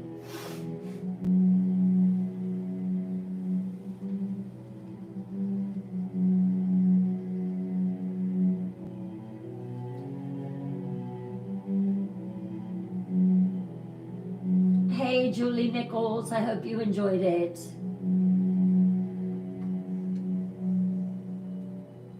Hey, Dimples. Hey, Drink and Be Rosie.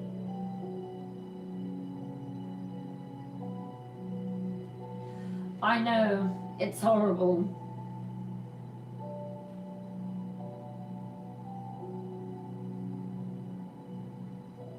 Yes.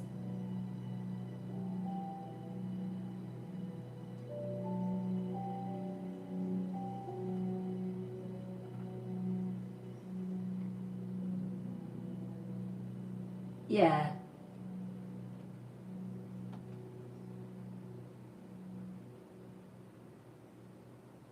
So tonight was a very emotional night, was it not?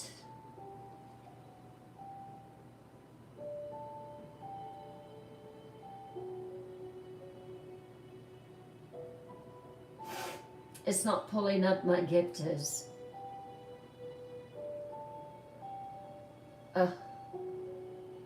I hate when it does that. There we are. I would like to thank the following people: David, Marilyn, Julie, Nichols, Court Jesus Kid, Eat, Drink, and Be Rosie, Dimples,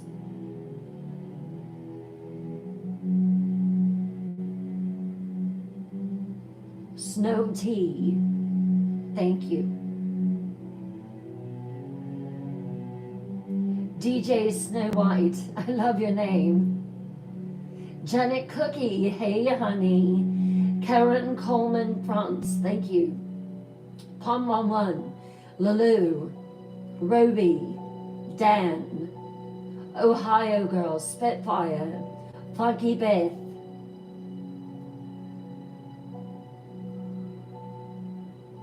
Lucid Dreams, Mrs. J, Pamela,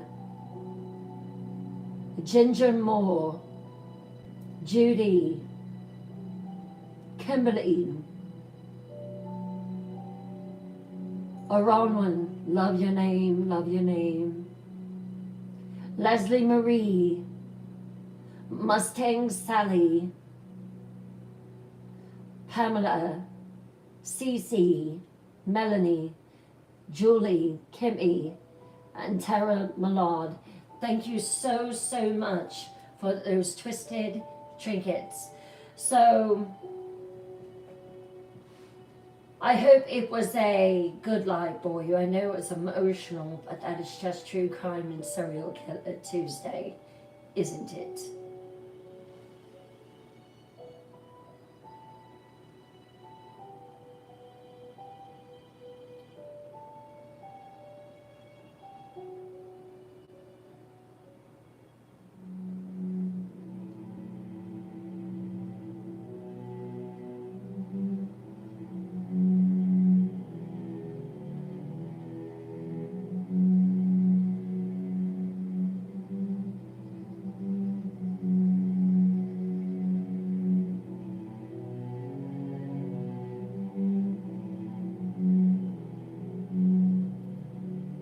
So we are working on some exciting things for subscribers. You're going to know that you're a subscriber now because you're going to have perks, not just stickers and badges, but other things.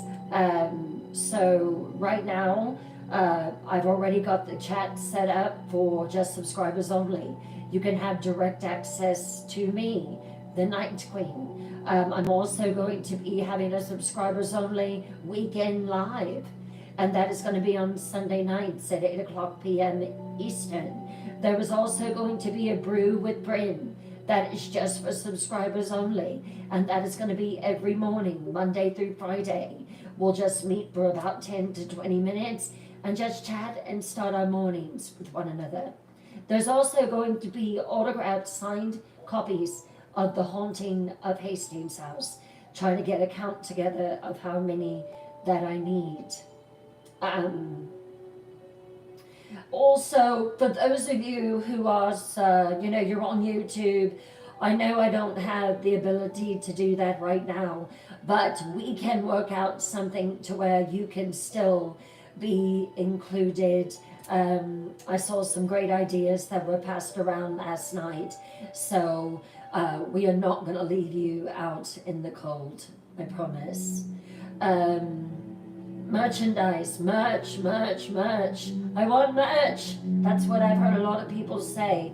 It's coming. Night shirts, t-shirts, hoodies, tumblers, coffee mugs, blankets, umbrellas, pet shirts, what else? Help me.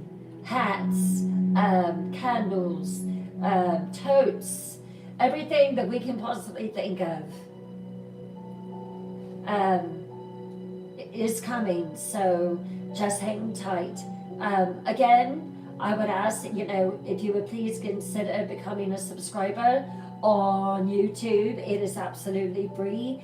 We're trying to get to 1,000 subscribers, and I don't give up easily.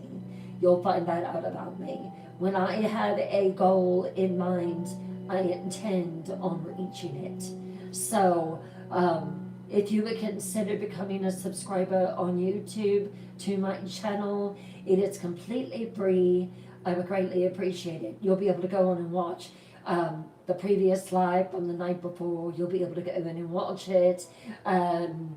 You'll be able to go in and watch Blood in the Snow. Any other video, any other live that I've had, it'll be posted there for you to see. Some people have told me that they like to listen to me while they're sleeping, that I'm the creepy version of ASMR. I'll take that as a compliment, I think. So, if I help you sleep better, then good. I'm glad to hear it.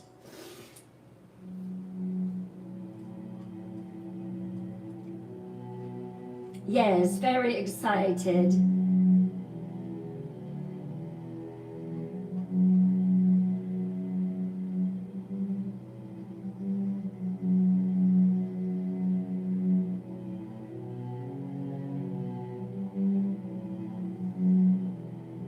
Good night, Bugsy.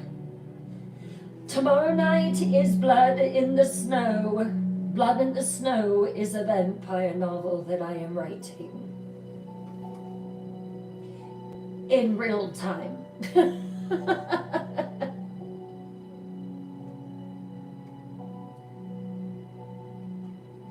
Oh, yes, of course. We have the website, twistedtaleslive.com.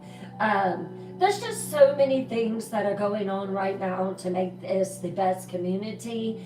So just hang tight. Hold on to your britches. Good night, Tara. Thank you for joining me. Oh, wonderful, Julie. I can't wait to see you there. Yes, James, there is a website now. On YouTube, it is at Bryn Morgan Haunt. But I also am able to look it up just by Twisted Tales Live. It pops right up. Grab your britches. Good night, Indiana girl. Good night, Melinda. Good night, Ray Ray. Good night, Julie.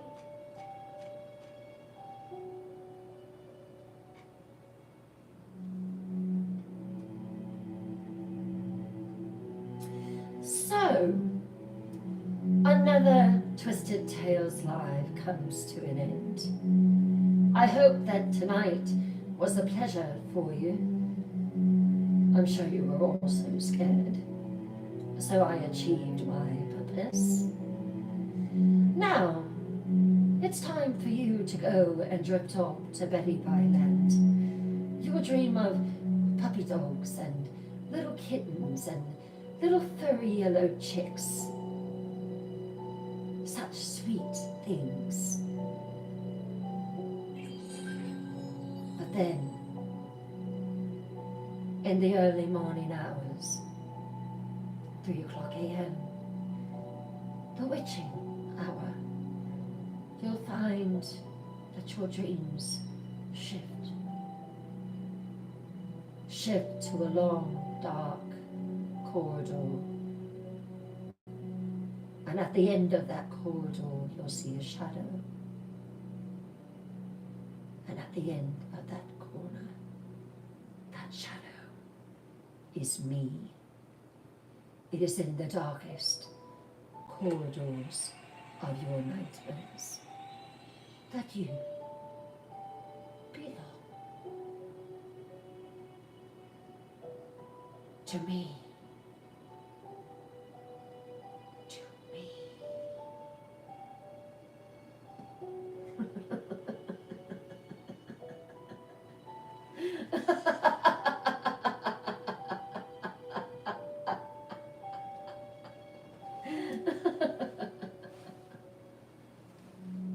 I'll see you then.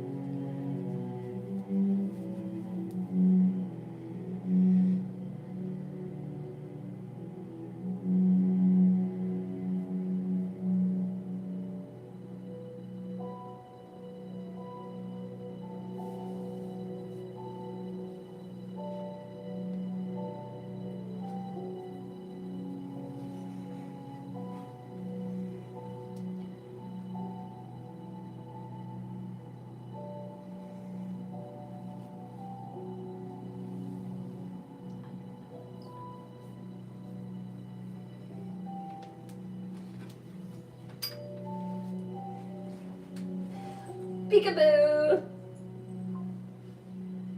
I hope you all enjoyed Twisted Tales Live tonight. It was a lot of fun. Oh, you didn't, did you?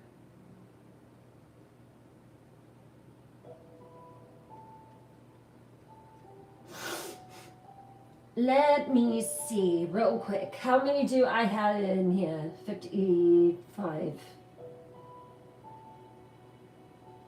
Okay. All right, hold on 1 second.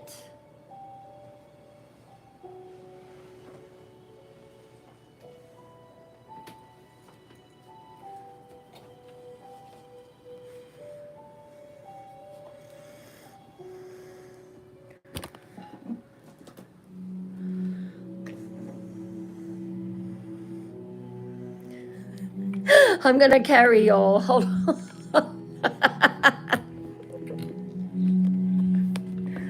Hold on 1 second. I had to drop.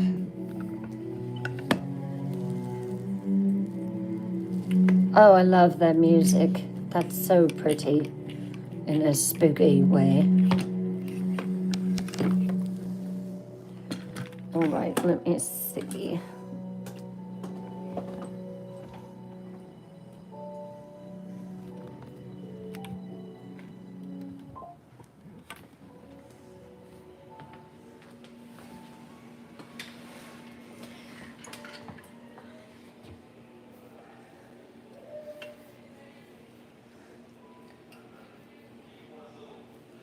Uh-oh. Oh my God. Are y'all dizzy yet?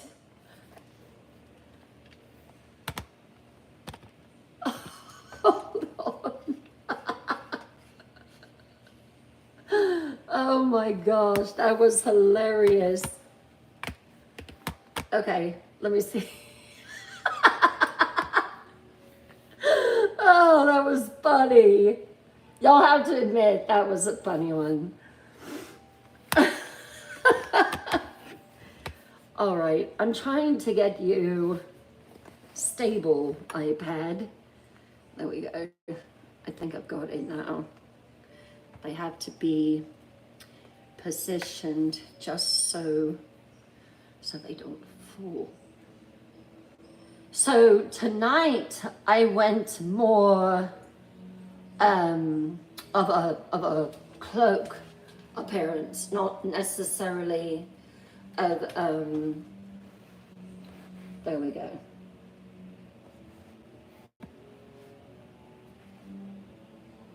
Okay. All right, can y'all see? Good, I hope. Okay, so tonight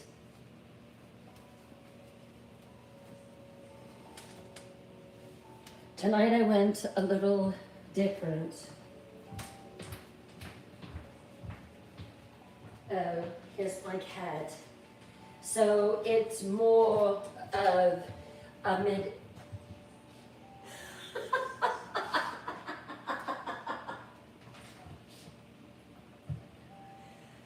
All right, little cat.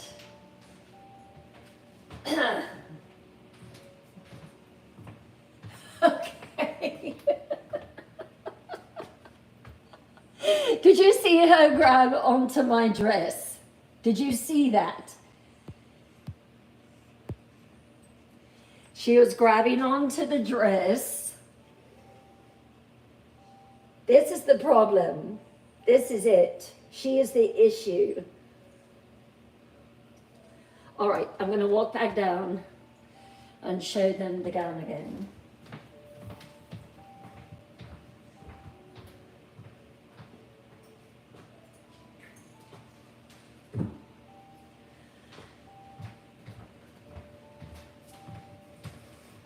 So it has long sleeves that are sheer.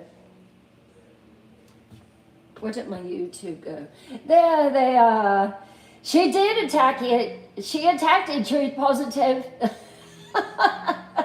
She definitely did. I have been waiting forever for this necklace to arrive, and it finally did. So I thought that was perfect. And then this also has a hood that will go over, which I thought was really pretty too. So you can see it there.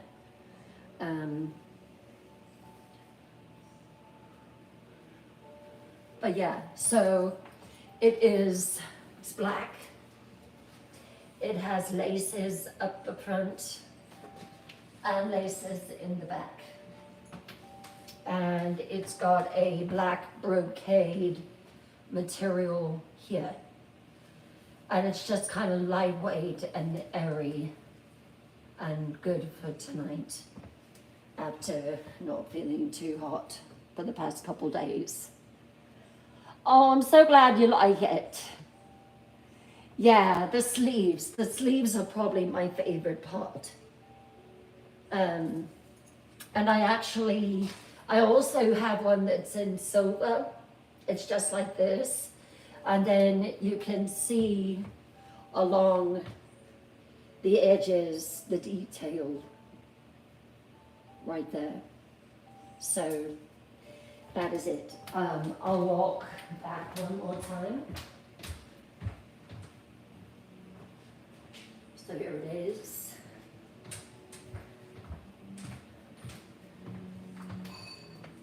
Super comfortable, very comfortable actually. Oh, I'm so glad you like them, Ken. So it's not the, hey Matt Granny, so it's not the typical ball gown that I normally wear. But it's comfortable, you know, comfortable, and of course it's black. So I'm happy with that. So y'all got to see the cat attack me. That was great. She just jumped on the back.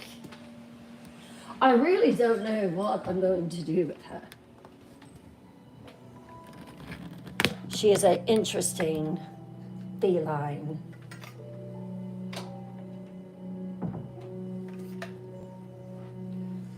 All right, let me see if I can put it back in. Oh, she's in here. Citrine, you better watch it.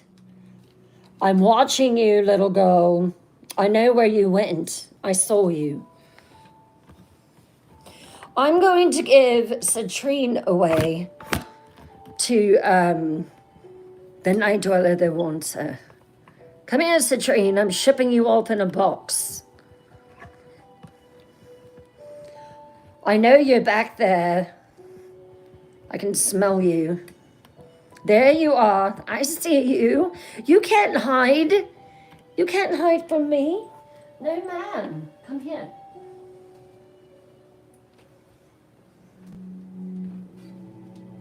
No, Kisses isn't going to do it. Kisses is not going to do one thing for you. Not one thing. Kisses isn't going to do it. No. No. No Kisses. No, ma'am. You're a bad girl. You're a bad kitty cat. You're bad. She's a bad girl, aren't you?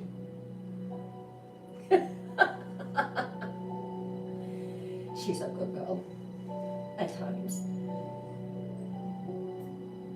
Did you know that you're a sticker? Did you know that you're a sticker for the grooms? It's true. All right, get. So there we go.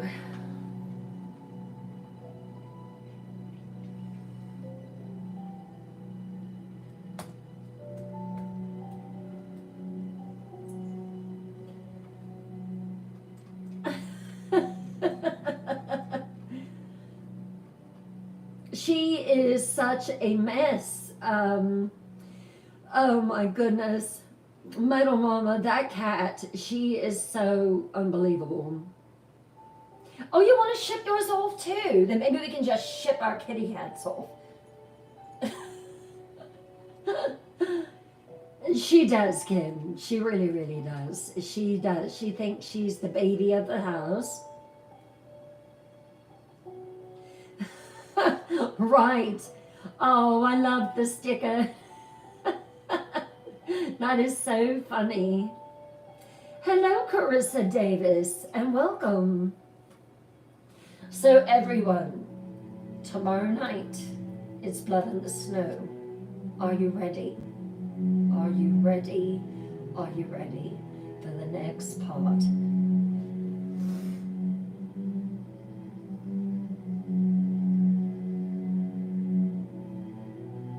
Oh, I'm so glad you like it, Lulu.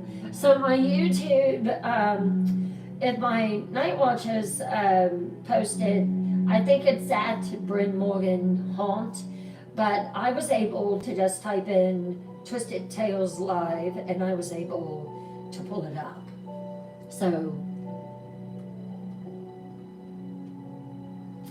well, Kimmy, I am going out of town for the Celebration of Life ceremony. I'll be gone Thursday, Friday, Saturday, and coming back on Sunday.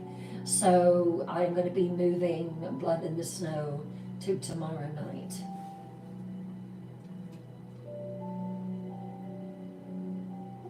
Have you really, Phoenix Frank? Oh, yes. What? Now you want to get out? Come here. Come here. You like the attention? Do you like the attention that you're getting from Mama? Yeah, just a little bit. I can tell you've ate tuna. Ow! All right, goodbye.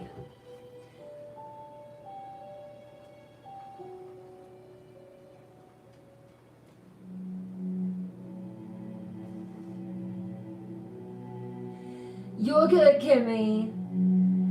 All right, so I'm gonna go and partake of some food before I go to my crypt for the evening. It's been a pleasure telling stories to you tonight. Good night, everyone. Ow, she bit my chin.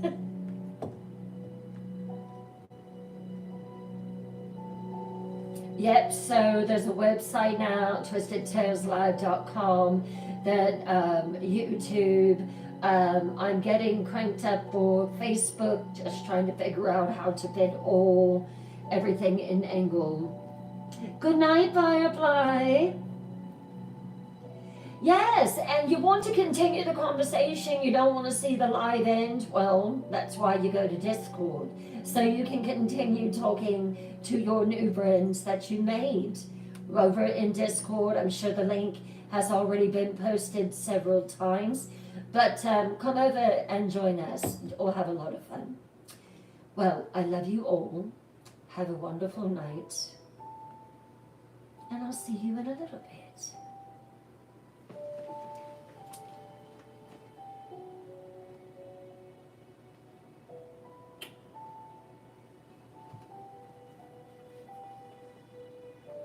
Citrine, what in the world have you done?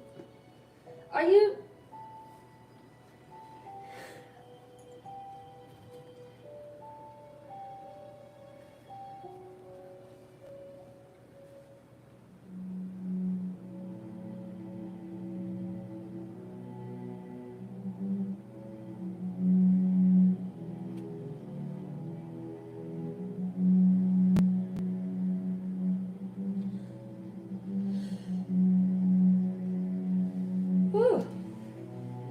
All right, hold on. I'll let you out. Hold on a second. Go.